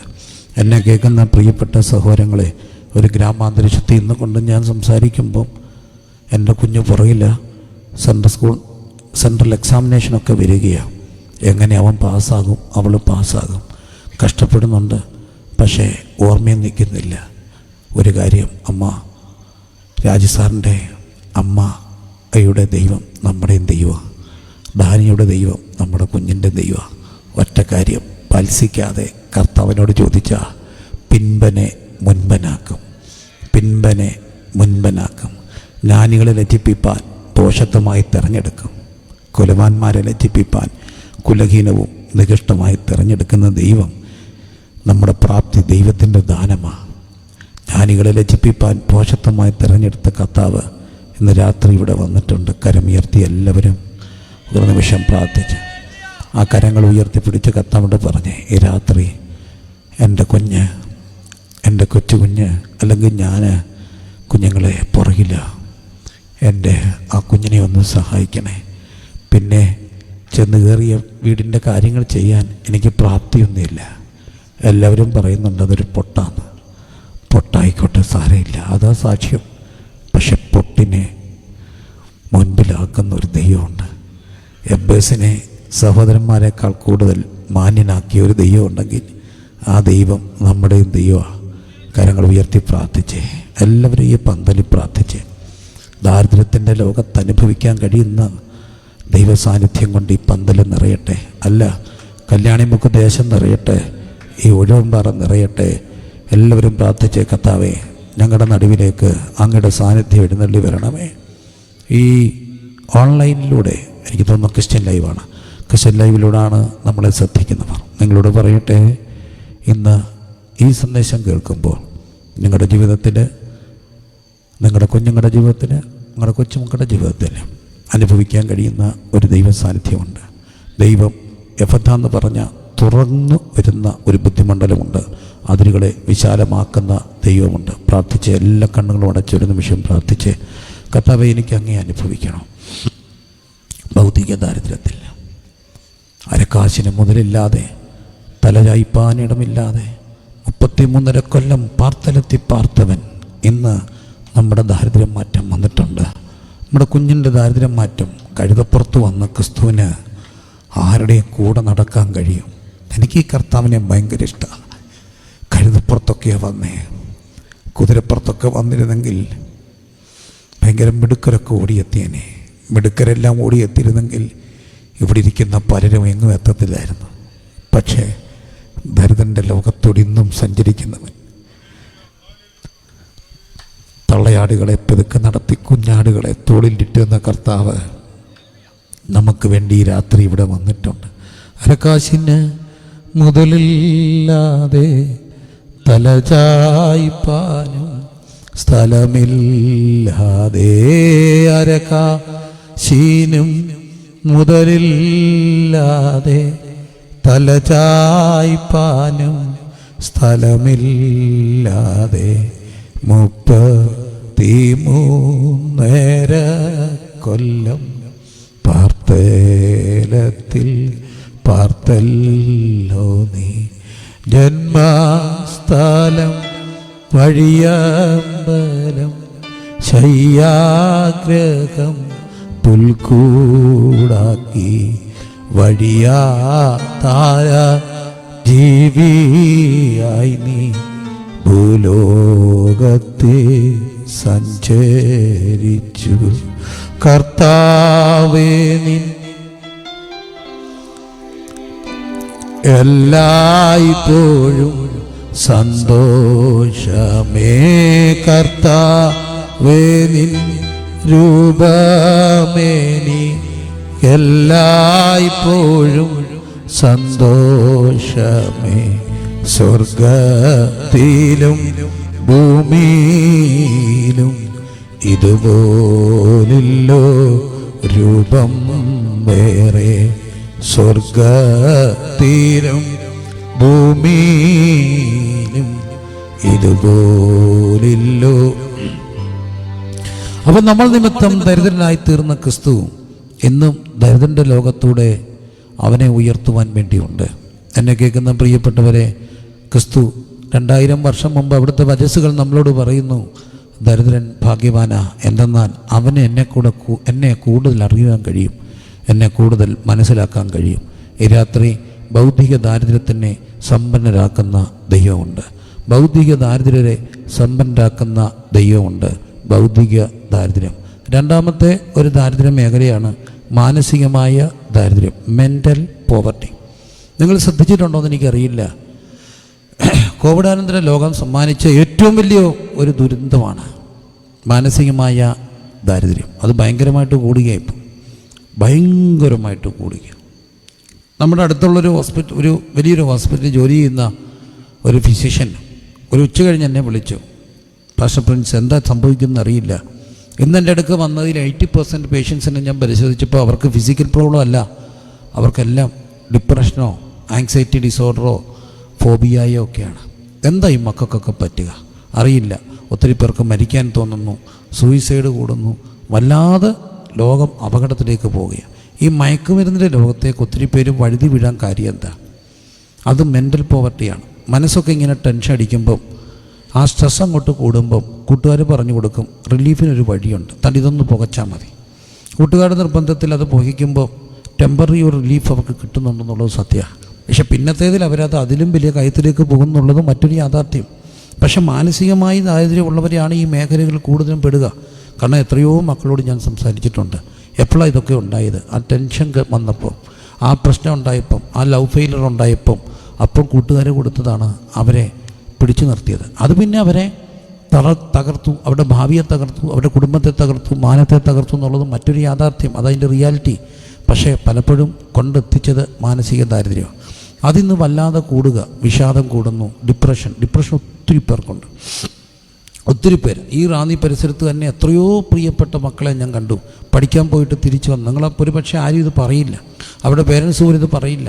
പഠിക്കാൻ പോയി ഒത്തിരി മക്കൾ തിരിച്ചു വന്ന് വീട്ടിലുണ്ട്, പരീക്ഷ എഴുതാൻ കഴിയുന്നില്ല, തലേദിവസം ചുരുണ്ടു പോവുകയാണ്. അങ്ങനെ ഒരു പെൺകുട്ടി കെമിസ്ട്രി പരീക്ഷയുടെ തലേദിവസം മുഴുവൻ പഠിച്ച കുട്ടിക്ക് രാത്രി പരീക്ഷ എഴുതാൻ വയ്യ. അവളങ്ങ് ചുരുണ്ടു, അക്ഷരാർത്ഥത്തിൽ ചുരുണ്ട, കൈയും വിരലും എല്ലാം ചുരുണ്ടു. ഞാൻ അതിനെ സാക്ഷിയാണ്. അപ്പം ഞാൻ ചോദിച്ചു, കുഞ്ഞ് എന്താ പ്രശ്നം? ഞാൻ പരീക്ഷയ്ക്ക് തോറ്റുപോകുന്നതിനോട് ആരാ പറഞ്ഞ? പരീക്ഷ എഴുതാതെ എങ്ങനെ തോക്കുന്നേ? പരീക്ഷ എഴുതിയാലേ തോക്കത്തുള്ളൂ. പരീക്ഷ എഴുതാൻ അല്ല, എനിക്ക് തോറ്റെന്നെ. അയ്യോ തോറ്റാ കൂട്ടുകാരെല്ലാം എന്നെ പറയും, അമ്മ എന്നെ പറയും. അമ്മ എന്താ പറയുന്നത്? ജയിക്കും, അടുത്ത് എഴുതും, പക്ഷേ പേടിയാണ്. പിന്നെ രാത്രി ആ മോളെയും കൊണ്ട് നടന്ന ഹോസ്പിറ്റലുകൾ, പിന്നെ ട്രിപ്പ് ഇടുന്നു, സൈക്കോതെറാപ്പി ചെയ്യുന്നു, ആകെ പ്രശ്നം. ഒരു തരത്തിലെ കൊണ്ട് പരീക്ഷ. അത് ഒറ്റപ്പെട്ട സംഭവമല്ല, ഒത്തിരി പ്രശ്നങ്ങൾ. മനസ്സുകൊണ്ട് ഇങ്ങനെ മനുഷ്യർ തളർന്നു പോവുക. ഒത്തിരി പേർക്ക് ഉറക്കമില്ല. ഒത്തിരി പേർ പല രോഗങ്ങളും കൂടുന്നത് സൈക്കോസമാറ്റിക്കായിട്ടാണ്. മനസ്സിങ്ങനെ താളം തെറ്റുമ്പോഴാണ് മനുഷ്യൻ്റെ രോഗങ്ങളൊക്കെ കൂടുക. പക്ഷേ ഈ മനസ്സ് താളം തെറ്റിപ്പോകുന്നവരുടെ ലോകത്ത് ഒരു ക്രിസ്തു ഉണ്ടെന്നറിയാം. ഒരു മനുഷ്യനെ അപമാനിക്കാനുള്ള ഏറ്റവും വലിയൊരു വഴി എന്താ? ഒരു മനുഷ്യനെ അപമാനിക്കാനുള്ള ഏറ്റവും വലിയ വഴി ഇവന് ഭ്രാന്താന്ന് പറയുക. കല്യാണം കഴിഞ്ഞ് ഡിവോഴ്സ് കിട്ടാൻ ഒരു വഴിയാണ്. മെൻ്റലി ഇല്ല, കൂടെ പാർക്കാൻ ഒക്കത്തില്ല, ഒരു കുടുംബജീവിതത്തിന് പ്രാപ്തിയില്ല, നേരത്തെ മരുന്നെടുക്കുന്നുണ്ടായിരുന്നു എന്നൊക്കെ തെളിയിച്ചാൽ ഒരു പക്ഷേ ഡിവോഴ്സിൻ്റെ ഗ്രൗണ്ടാണ്. ഇതൊക്കെ ഒരു സോഷ്യൽ റിയാലിറ്റിയാണ്. പക്ഷേ ഒരു മനുഷ്യനെ വട്ടാന്ന് വിളിക്കുക എന്ന് പറയുന്നത് ചെറിയ കാര്യമാണ്. പക്ഷേ നിങ്ങൾക്കറിയോ, ഈ വട്ടാന്ന് വിളിക്കുന്നവൻ്റെ ഭ്രാന്ത, ഇവൻ ഭ്രാന്തനാ, ഇവൻ ഭ്രാന്തിയാന്ന് ഒരാളെ നോക്കി പറഞ്ഞാൽ അവരുടെ ലോകത്ത് ഏറ്റവും അടുത്ത് വരുന്ന ക്രിസ്തുവാണ്. കാരണം മർക്കോസ് 3 ആ ചെറുപ്പക്കാരനെ എല്ലാവരും കൂടി വിളിച്ചു, ഇവന് ഭ്രാന്ത, he's beside himself, he's out of mind. അവനെ പിടിച്ചു കെട്ടണമെന്ന് പറഞ്ഞ് വന്നത് വീട്ടുകാരാ. ചർച്ചക്കാർ വന്നിട്ട് ഭ്രാന്താന്ന് വിളിച്ചവൻ എന്നും അറിയുമോ, ഭ്രാന്തൻ്റെ ലോകത്ത് അവനുണ്ട്. മനസ്സൊക്കെ ഇങ്ങനെ വഴുതി പോകുമ്പോൾ അവരുടെ ലോകത്ത് വരുന്നൊരു ക്രിസ്തുവുണ്ട്. ഉറക്കമില്ലാത്ത രാത്രികൾ, പേടിയുടെ രാത്രികളിൽ അവരെടുക്ക് വരുന്നൊരു ക്രിസ്തുവുണ്ട്. അത് അനുഭവിച്ചിട്ടുള്ള ആരെങ്കിലും ഉണ്ടെങ്കിൽ ഒന്ന് കരമുയർത്തി ദൈവത്തെ സ്തുതിക്കാമോ? ഭയം കൂടുമ്പോൾ അടുത്ത് വന്ന ക്രിസ്തു. ഞാൻ കേട്ടിട്ടുണ്ട് ആ വാക്ക് പലപ്പോഴും, ഭയപ്പെടേണ്ട, ഞാൻ നിന്നോട് കൂടെ ഉണ്ടെന്ന്. ഇന്നാണ് പെന്തക്കോസ്ത് സഭ അഭിമാനത്തോട് പറയട്ടെ റിസ്ക് എടുക്കാത്തത്. കല്യാണമുക്ക് ദേശത്ത് ഇന്നുകൊണ്ട്, എൻ്റെ നാട്ടിൽ ഇന്നുകൊണ്ട് പറയട്ടെ, ഞങ്ങളുടെ സഭകൾക്ക് ഒരു പ്രത്യേകത ഉണ്ടായിരുന്നു. ഞങ്ങൾ എന്താണെന്നറിയാമോ, സൂപ്പർ സ്പെഷ്യാലിറ്റി ഹോസ്പിറ്റലായിരുന്നു. ഞങ്ങളുടെ സഭകൾ സൂപ്പർ സ്പെഷ്യാലിറ്റി ഹോസ്പിറ്റലായിരുന്നു. രോഗിയെ വന്നാൽ ഞങ്ങളെടുക്കും, മാനസിക രോഗം വന്നാൽ ഞങ്ങളെടുക്കും, ആക്സിഡൻറ്റ് കേസ് ഞങ്ങളെടുക്കും, ലഹരി കേസ് ഞങ്ങളെടുക്കും, ഭ്രാന്തിൻ്റെ കേസ് ഞങ്ങളെടുക്കും, എല്ലാ കേസും എടുക്കുന്ന സൂപ്പർ. ഞങ്ങളുടെ പഴയ MBBS ഡോക്ടറുണ്ട്. അവർ സ്പെഷ്യലിസ്റ്റ് ആയിരിക്കത്തില്ല, പക്ഷേ അവരെല്ലാം അറ്റൻഡ് ചെയ്യുന്ന പോലെ ഞങ്ങളുടെ പാസ്റ്റർമാരുണ്ടായിരുന്നു. അവർ ഭൂതം വന്നാലും എടുക്കും, രോഗം വന്നാലും എടുക്കും, കുടി വന്നാലും എടുക്കും, എല്ലാം എടുക്കും. അപ്പം ഞാൻ പറയും, പഴയ MBBS പഴയ ഉപദേശിമാർ. അങ്ങനെയുള്ളൊരു കാലം. അതിലൊരു ഞങ്ങളുടെ വീട്ടിൽ സമാധാന പ്രവർത്തനങ്ങളുടെയൊക്കെ പ്രാരംഭകാലത്ത് എൻ്റെ മനസ്സിലെ കുഞ്ഞു ഓർമ്മകളിൽ ഒത്തിരി സംഭവങ്ങളുണ്ട്. പിടിച്ചു കെട്ടി വീട്ടിൽ ദിവസങ്ങൾ താമസിപ്പിച്ചവരുണ്ട്. എൻ്റെ എന്തൊരു ബഹളമായിരുന്നു വീട്ടിൽ. പിടിച്ചു കെട്ടിക്കൊണ്ടിട്ട ആൾക്കാർ എന്തിനാ? ഭ്രാന്തും പിശാചും ഒക്കെ ബാധിച്ചതിനെയൊക്കെ. അവരെ 5, 6, 7 ദിവസം കൊണ്ട് പിടിച്ചു കെട്ടിയിട്ടതും ഭൂതങ്ങൾ ഇറങ്ങിപ്പോകുന്നതൊക്കെ അന്ന് പേടിയായിരുന്നു. ഇന്ന് ശുശ്രൂഷ ഓർക്കുന്നുണ്ട്. അപ്പോൾ അന്ന് നമ്മളെ പറഞ്ഞ് പേടിപ്പിക്കും, സൂക്ഷിച്ച് ഇന്നോണം ഇറങ്ങിപ്പോകുന്ന കയറായിരിക്കാൻ. അപ്പോൾ അതുകൊണ്ട് നമ്മളിങ്ങനെ പേടിച്ച് ഇറങ്ങിപ്പോകുമ്പോൾ സ്തോത്രവും രക്തം ജയമൊക്കെ പറഞ്ഞിങ്ങനെ നിൽക്കും. കാരണം ഇറങ്ങിപ്പോവുക. അതിലൊരു ചെറുപ്പക്കാരൻ, ആ ചെറുപ്പക്കാരനെ നല്ല മിടുക്കനായിരുന്നു. ആ മിടുക്കനായ ചെറുപ്പക്കാരൻ മനസ്സ് തളർന്നുപോയി, വയലൻ്റായ ആ ചെറുപ്പക്കാരൻ ആൾക്കാരെ ഉപദ്രവിക്കുമ്പോൾ എനിക്കന്ന് ഒരു 10-17 വയസ്സ്. അപ്പോൾ പെട്ടെന്ന് പിടിച്ചു കെട്ടിയത് ഞാനിവിടെ കൂടി. നമുക്കന്ന് ആ ചെറുപ്പത്തിൻ്റെ ഉത്സാഹത്തിൽ കാലെ പിടിച്ച് വലിച്ച് നിലത്തിട്ട് പുറത്ത് കയറിയിരുന്ന് കൈ പുറന്നോട്ട് ഇറങ്ങി കെട്ടുമ്പോൾ ഞാനിവിടെ കൂടിയാണ് കെട്ടുന്നേ. കെട്ടിയെല്ലാം ഇട്ടപ്പം ഇപ്പോഴും എനിക്ക് ഓർമ്മയുണ്ട്, അടുത്ത് ഇന്ന് കരയുന്ന ഒരു പെങ്ങളെ, വലിയപോയി കരയുന്ന ഒരു പെങ്ങളുടെ രൂപം എൻ്റെ മനസ്സിരിപ്പുണ്ട്. അവൻ എന്തൊരു വയലൻ്റായിരുന്നു ആ സഹോദരൻ. അന്ന് ആ സഹോദരൻ ഒത്തിരി പേരെ അടിച്ചു. പക്ഷേ കാലം മുമ്പോട്ട് പോയി. സഭ കുത്തിയിരുന്ന് പ്രാർത്ഥിച്ചു. കർത്താവ് ആ സഹോദരനെ വിടുവിച്ചു. അതിന് വർഷങ്ങൾക്ക് ശേഷം ആ സഹോദരൻ വിവാഹം കഴിച്ചു. ആ വിവാഹത്തിന് ഞാൻ സാക്ഷിയാണ്. അന്ന് ഞാൻ കോളേജിൽ പഠിക്കുകയായിരിക്കാം. കാലം മുമ്പോട്ട് പോയപ്പം ആ സഹോദരന് കുഞ്ഞുണ്ടായി. അന്നേരത്തിന് ഞാൻ ഉപദേശിയായി. ആ കുഞ്ഞിനെ കെട്ടിച്ചത് ഞാനാണ്. ഞാൻ കെട്ടിക്കുമ്പം പറഞ്ഞു, അപ്പനും അമ്മയ്ക്കും കൂടെ വന്ന് നിൽക്കാം. ഈ അപ്പം വന്ന് അടുത്ത് നിൽക്കുമ്പോൾ ആ അപ്പൻ്റെ മകനെ കെട്ടിക്കുമ്പോൾ എൻ്റെ മനസ്സിൽ മറക്കാത്തൊരോർമ്മയുണ്ട്, ഞാൻ ഈ അപ്പനെ പിടിച്ചു കെട്ടുന്നത്. കാലം മുമ്പോട്ട് പോയപ്പോൾ ആ അപ്പൻ്റെ മക്കളെ സമർപ്പിക്കുമ്പോൾ വല്യപ്പച്ചനെയും വല്യമ്മച്ചി കൂടെ വിളിച്ചപ്പോൾ വല്യപ്പച്ചനും വല്യമ്മച്ചും വന്ന് നിൽക്കുമ്പോൾ ഇന്നിരിക്കുന്ന ആർക്കും അന്നുണ്ടായിരുന്ന പലരും ഇന്നില്ല. എങ്കിലും ഒത്തിരി പേർക്ക് അറിയാത്തൊരു ഓർമ്മ എൻ്റെ മനസ്സിരിപ്പുണ്ട്, ഈ വല്യപ്പനെ ഞാൻ പിടിച്ചു കെട്ടുന്നത്. ഇന്ന് ആ വല്യപ്പൻ ഭ്രാന്തനല്ല, ഇന്ന് ആ വല്യപ്പന് കൊച്ചുമക്കളുണ്ട്. അന്ന് വല്യപ്പൻ ചെറുപ്പക്കാരന്. മനസ്സിടറിപ്പോകുന്നവൻ്റെ ലോകത്തൂടെ ഭ്രാന്താന്ന് വിളിക്കപ്പെട്ട ഒരുവൻ എന്നും സൗഖ്യമാക്കാൻ വരും. എന്താ കാര്യം ചോദിച്ചാൽ അവൻ്റെ വേദന, അവൻ്റെ വീട്ടുകാരുടെ വേദന അറിയുന്ന ഒരുവനുണ്ട്. അവൻ്റെ പേര് യേശു എന്ന്. കരമടിച്ച് സ്തുതിച്ച് മനസ്സൊക്കെ ഇങ്ങനെ തളരുമ്പോൾ, മനസ്സിടറിപ്പോകുമ്പോൾ അവരുടെ ലോകത്തൂടെ വരുന്ന ഒരുവൻ, അവരുടെ പേര് ക്രിസ്തു എന്നാ. ഇന്ന് രാത്രി ഞാനിത് പറഞ്ഞുകൊണ്ടിരിക്കുമ്പോൾ മനസ്സിടറിപ്പോയ ഒത്തിരി മക്കളെ ജീവിതത്തിലേക്ക് തിരിച്ചു കൊണ്ടുവന്ന കർത്താവിനെ ഞാൻ കണ്ടു. ഡിപ്രഷൻ്റെ ലോകത്തൂടെ, മരുന്നുകളുടെ ലോകത്തൂടെ വല്ലാതെ ചടച്ചു പോയി. ഇനി ഒരു കല്യാണമോ ജീവിതമോ ഒന്നും ഇല്ലെന്നൊക്കെ ചിന്തിച്ചവർ ഇന്ന് അനുഗ്രഹിക്കപ്പെട്ട നിലകളിൽ പോകുമ്പോൾ ഒരു ക്രിസ്തുവിൻ്റെ സാന്നിധ്യം അറിയാം. മാനസിക ദാരിദ്ര്യം കൊണ്ട് ഭാരപ്പെടുന്നവൻ്റെ ലോകത്ത് വരുന്ന ക്രിസ്തു. സെമിനാരിൽ പഠിക്കുന്ന ആ ഹോസ്റ്റലിലൊക്കെ താമസിക്കുന്ന സമയത്ത് ഒരു സംഭവം ഉണ്ടായി. അന്ന് ആ ചെറുപ്പത്തിൻ്റെ കുറച്ചുള്ളൊരു ഉത്സാഹവും പിന്നെ കുറച്ച് ആദർശങ്ങളൊക്കെ മനസ്സിരിക്കുമ്പോൾ എന്നൊരു സമയം കൂടെ കോളേജിലുണ്ടായിരുന്നൊരു കോളേജ് മേറ്റ് ഇതുപോലെ മനസ്സ് താളം തെറ്റിപ്പോയി. ആ സഹോദരൻ ഹൈപ്പറായി, ഒത്തിരി പ്രശ്നങ്ങളായി.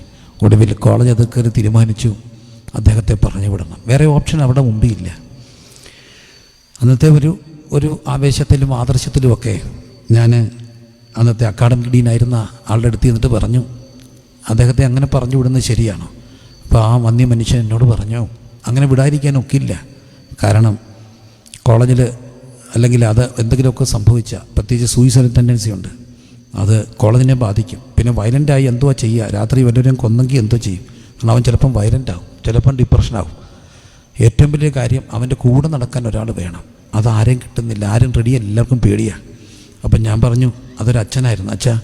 അച്ഛൻ സമ്മതിച്ചാൽ ഞാൻ ആ സഹോദരനെ നോക്കാം. അച്ഛൻ പറഞ്ഞു, Prince, you are taking a very very very very great risk.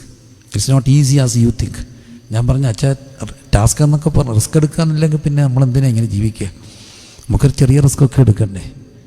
ശരി, നിനക്ക് റിസ്ക് എടുക്കാമെങ്കിൽ ഞാൻ സമ്മതിക്കാം, പക്ഷേ അത് നിൻ്റെ മാത്രം ഉത്തരവാദിത്വം. കുഴപ്പമില്ല അച്ഛാ. അങ്ങനെ ആ സഹോദരൻ എൻ്റെ കൂടെ ആയി. ആശുപത്രിയിലെല്ലാം കൊണ്ടുപോയത് ഞാൻ. അതെൻ്റെ ഒരു ചെറിയ ഒരു സന്തോഷം. ചിലപ്പോൾ ഹൈപ്പറാകും, ചിലപ്പം ഡിപ്രഷനാകും. കാലം മുമ്പോട്ട് പോയി. ഞാൻ ആ കോളേജ് വിട്ടു. പക്ഷേ ആ സുഹൃത്ത് ഒരു ചെറിയ ബ്രേക്ക് എടുത്തിട്ട് കണ്ടിന്യൂ ചെയ്തു. അങ്ങനെയൊക്കെ അദ്ദേഹം അത് പൂർത്തീകരിച്ചു. അത് കഴിഞ്ഞ് മാസ്റ്റേഴ്സ് എടുത്തു. ഞങ്ങൾ തമ്മിൽ പിന്നെ ഒരു വട്ടമൊക്കെ കണ്ടുള്ളൂ, പിന്നെ കണ്ടിട്ടില്ല, പിന്നെ കോണ്ടാക്റ്റ് ഇല്ല. ദീർഘവർഷങ്ങൾ മുന്നോട്ട് പോയി, ഒത്തിരി വർഷങ്ങൾ മുന്നോട്ട് പോയി. ആ സുഹൃത്ത് പഠിച്ചു, വലിയ ആളായി, ഉത്തരവാദിത്തപ്പെട്ട ആളായി. അങ്ങനെ അദ്ദേഹത്തിൻ്റെ ആ ഒരു വലിയ പ്രസ്ഥാനം തന്നെ അമേരിക്കയിലേക്ക് ഡെപ്യൂട്ടേഷൻ വിടുക. അമേരിക്കയിലേക്കുള്ള ഡെപ്യൂട്ടേഷന് കുടുംബമായിട്ട് യാത്രയാകുമ്പോൾ നെടുമ്പാശ്ശേരി എയർപോർട്ടിലേക്ക് ആ സഹോദരൻ പോകുമ്പോൾ കാറിലിരുന്നു കൊണ്ട് ചിന്തിച്ചു, അന്ന് വർഷങ്ങൾക്ക് മുമ്പ്, ഒരു 20 വർഷങ്ങൾക്ക് മുമ്പ് ഒരു പ്രിൻസ് ഉണ്ടായിരുന്നു എന്നെ കൊണ്ട് നടന്നേ. അവൻ എവിടെ ആയിരിക്കും?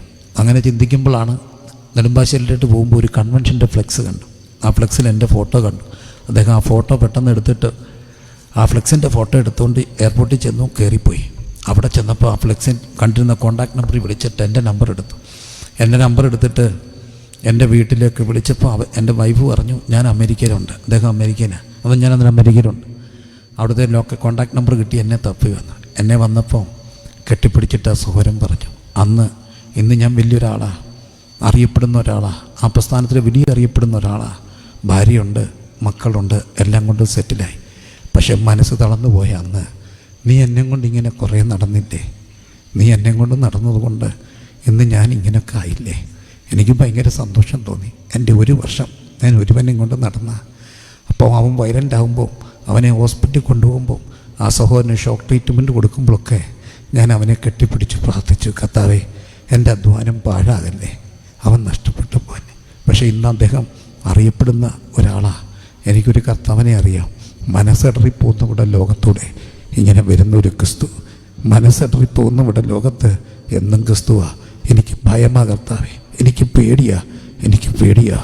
പേടിയാന്ന് വരുന്നവിടെ ലോകത്ത് ഗതസമനെ വന്ന ക്രിസ്തു വരും. ഈ രാത്രി ആരുടെയൊക്കെയോ ലോകത്തൂടെ അടുത്ത് വരുന്നൊരു കർത്താവ് ഈ രാത്രി ഇവിടെ വന്നിട്ടുണ്ട്.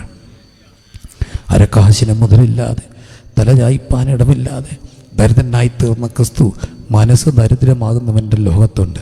ഒരു രാത്രി ഞാൻ അങ്ങനെ ഇങ്ങനൊന്നും പേടിക്കുന്ന ഒരാളല്ല. പെട്ടെന്നൊന്നും എനിക്ക് പേടി വരത്തുമില്ല. അത് ഞാൻ വലിയ അഹങ്കാരമൊന്നും പറയല്ല. എൻ്റെ കഴുത്തെ വടിവാൾ വെച്ചുകൊണ്ട് നേരം വെളുക്കോളം ഇട്ടം നിന്ന.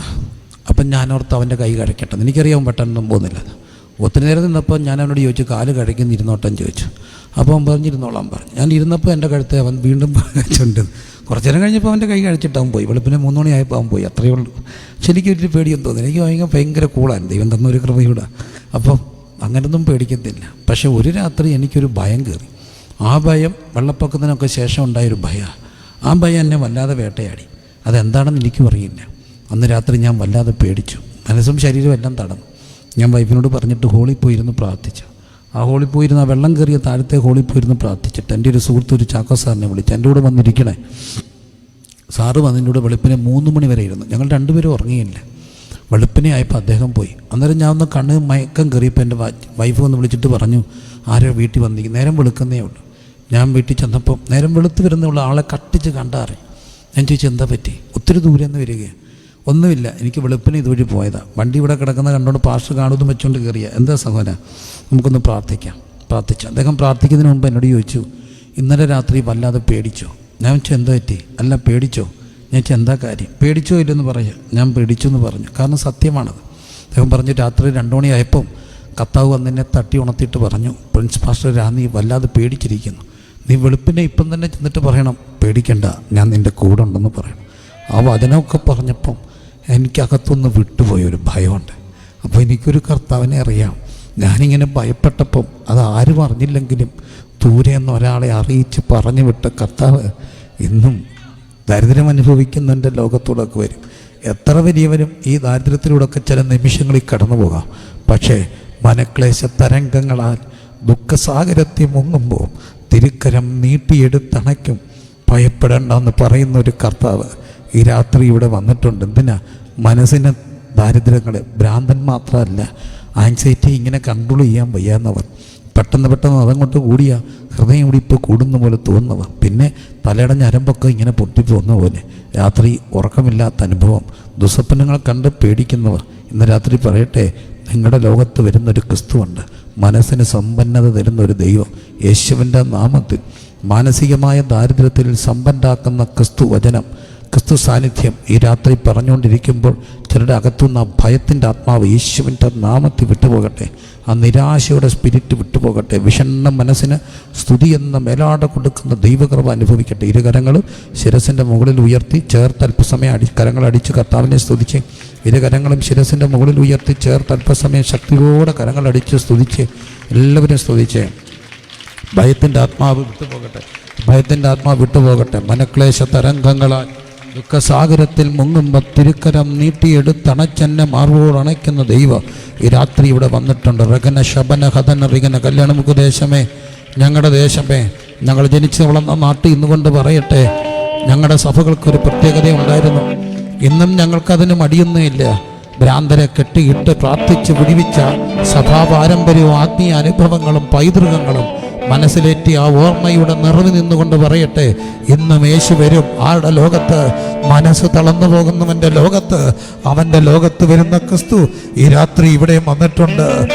ദേശമേ, ദരിദ്രൻ്റെ ലോകത്തൂടെ നടക്കുന്ന കർത്താവ് ഈ രാത്രി ഇവിടെ വന്നിട്ടുണ്ട്. എല്ലാവരും സ്തുതിച്ച്. മനക്ലേശ തരംഗങ്ങളാൽ ദുഃഖസാഗരത്തിൽ മുങ്ങുമ്പോൾ തിരുക്കരം നീട്ടിയെടുത്ത് അണച്ചെന്നെ മാർവോട് അണയ്ക്കുന്ന യേശു, ആ വെളുപ്പിനെ എൻ്റെ വീട്ടിൽ എവിടെയോ ദൂരെ എന്നൊരു സഹോദരനെ പറഞ്ഞയച്ച കർത്താവ്, ഒരു ദൈവദൂതനെ പോലെ ആ സഹോദരൻ വന്നപ്പോൾ എനിക്കൊരു കാര്യം മനസ്സിലായി. ഒരാളും അത് അറിഞ്ഞില്ലെങ്കിലും അതറിയുന്ന ഒരു കർത്താവുണ്ട്. ഒറ്റയാളും അത് അറിഞ്ഞില്ലെങ്കിലും അതറിയുന്ന ഒരു കർത്താവുണ്ട്. ഈ രാത്രി ആ കർത്താവ് ഇവിടെ വന്നിട്ടുണ്ട്.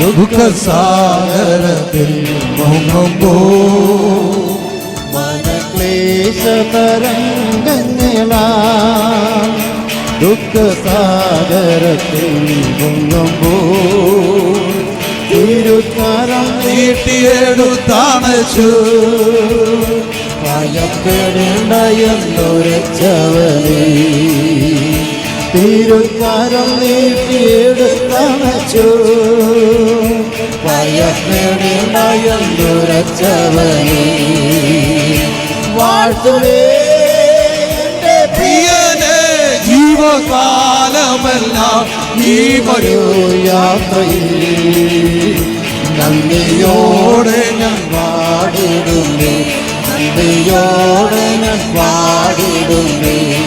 ഓ വാഴ്ത്തുമേ എൻ്റെ പ്രിയനെ ജീവകാലമെല്ലാം ഈ ഒരു യാത്രയിൽ നന്ദിയോടെ ഞാൻ പാടിടുന്നേ, നന്ദിയോടെ ഞാൻ പാടിടുന്നേ.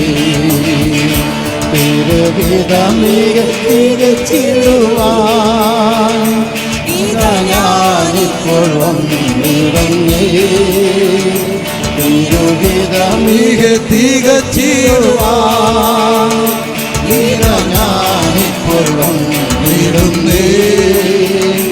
എൻ്റെ വേലയെ തികച്ചുകൊണ്ടേ എൻ്റെ മുൻപിൽ ഞാൻ എന്റെ വേലയെ തികച്ചും കൊണ്ട് എന്റെ മുൻപിൽ വാഴ്ത്തുവേ എന്റെ പ്രിയനെ ജീവകാലമെല്ലാം ഈ മരു യാത്രയിൽ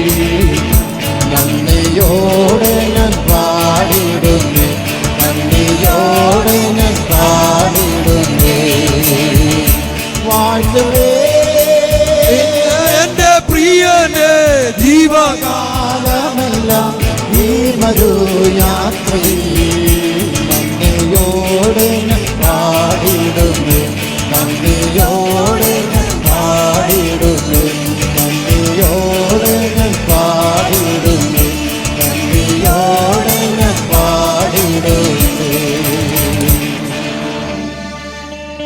ദരിദ്രൻ ഭാഗ്യവാനാണ്. ദരിദ്രനെ എന്നേക്കും മറന്നു പോകുകയില്ല. സാധുക്കളുടെ പ്രത്യാശയ്ക്ക് ഭംഗം വരുത്താത്ത ദൈവം. ദരിദ്രനെ എന്നേക്കും മറന്നു പോകാത്ത, സാധുക്കളുടെ പ്രത്യാശയ്ക്ക് ഭംഗം വരുത്താത്ത കർത്താവ്. അപ്പോൾ ഭൗതികമായ ദാരിദ്ര്യം അനുഭവിക്കുന്നവർ, മാനസികമായ ദാരിദ്ര്യം അനുഭവിക്കുന്ന എത്രയോ പേരെ ഈ ദിവസങ്ങളിൽ കർത്താവിൻ്റെ കരം തൊട്ട് സുഖപ്പെടുത്തുന്ന എളിയദാസ കണ്ടു. ക്രോണിക് ഡിപ്രഷനിലൂടെ കടന്നുപോയവർ, കട്ടിലൊക്കെ ഇങ്ങനെ കമന്ന് കടന്നുപോയ മക്കൾ, മിടുക്കരായ മക്കളൊക്കെ വന്ന് മുറിക്കകത്ത് കിടക്കുമ്പോൾ, ഇറങ്ങാതെ കിടക്കുമ്പം മനസ്സ് തകർന്ന് അമറിക്കരയുന്ന മാതാപിതാക്കൾ. പക്ഷേ അവരെയൊക്കെ ഇങ്ങനെ കരം പിടിച്ച് ഉയർത്തുന്ന ക്രിസ്തു. ഇന്ന് രാത്രി ആ കർത്താവ് നമ്മുടെ നടുവിലുണ്ട്. എന്തിനാ? നമ്മുടെ മനസ്സിൻ്റെ ദാരിദ്ര്യത്തെ മാറ്റാൻ. മനസ്സിൻ്റെ ദാരിദ്ര്യം എന്നൊക്കെ പറയുന്ന കെമിക്കൽ ഇൻബാലൻസൊക്കെ പല കാരണങ്ങൾ കൊണ്ട് അതുണ്ടാകാം. ഓരോ പ്രശ്നങ്ങളും ചില അഗ്രവേറ്റ് ചെയ്യിക്കും. ചെറിയ പ്രശ്നങ്ങളായിരിക്കാം അവർക്കത് സീരിയസ് ആക്കുന്നത്. പക്ഷേ അവിടെ ലോകത്തൊരു കർത്താവ് വരും. ഈ രാത്രി ആ കർത്താവ് എൻ്റെ ദേശത്ത് വന്നിട്ടുണ്ടെന്ന് പറയാൻ എനിക്ക് ഭയങ്കര ഇഷ്ടമാണ്. ദരിദ്രൻ്റെ ലോകത്തൂടെ നടക്കുന്ന കർത്താവ് ഒഴുമ്പാർ ദേശത്ത് വന്നിട്ടുണ്ട്. എന്തിനാണ്? ദരിദ്രനെ സമ്പന്നാക്കാൻ. എന്തുകൊണ്ടാണ് ദരിദ്രൻ ഭാഗ്യവാൻ എന്ന് പറയുക? നമ്മുടെ സമ്പന്നതയേക്കാൾ കൂടുതൽ കർത്താവിനെ അറിയാൻ കഴിയുന്നത് നമ്മുടെ ദാരിദ്ര്യത്തിലാണെന്നുള്ളതാണ്. ദാരിദ്ര്യത്തിലാണ് കൂടുതൽ ക്രിസ്തുവിനെ അറിയാൻ കഴിയുക. മൂന്നാമത്തെ ഒരു ദാരിദ്ര്യ മേഖലയാണ് സാമൂഹ്യമായ ദാരിദ്ര്യമുണ്ട്. സാമൂഹ്യമായ ദാരിദ്ര്യം എന്താണ്?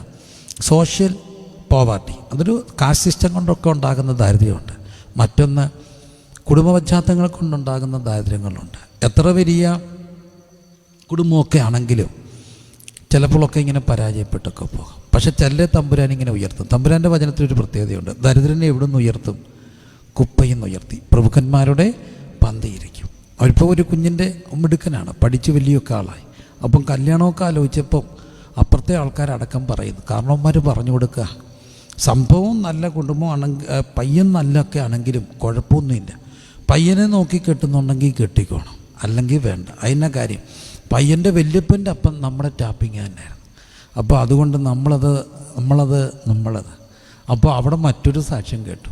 വെളുപ്പിനെ കൂനിക്കൂടി നടുവളഞ്ഞ് റബ്ബറിന് വലയം വെച്ച് ടാപ്പ് ചെയ്യുമ്പോൾ ആ വല്യപ്പനും വല്യമ്മച്ചി വിളക്ക് കാണിക്കാനുണ്ട്.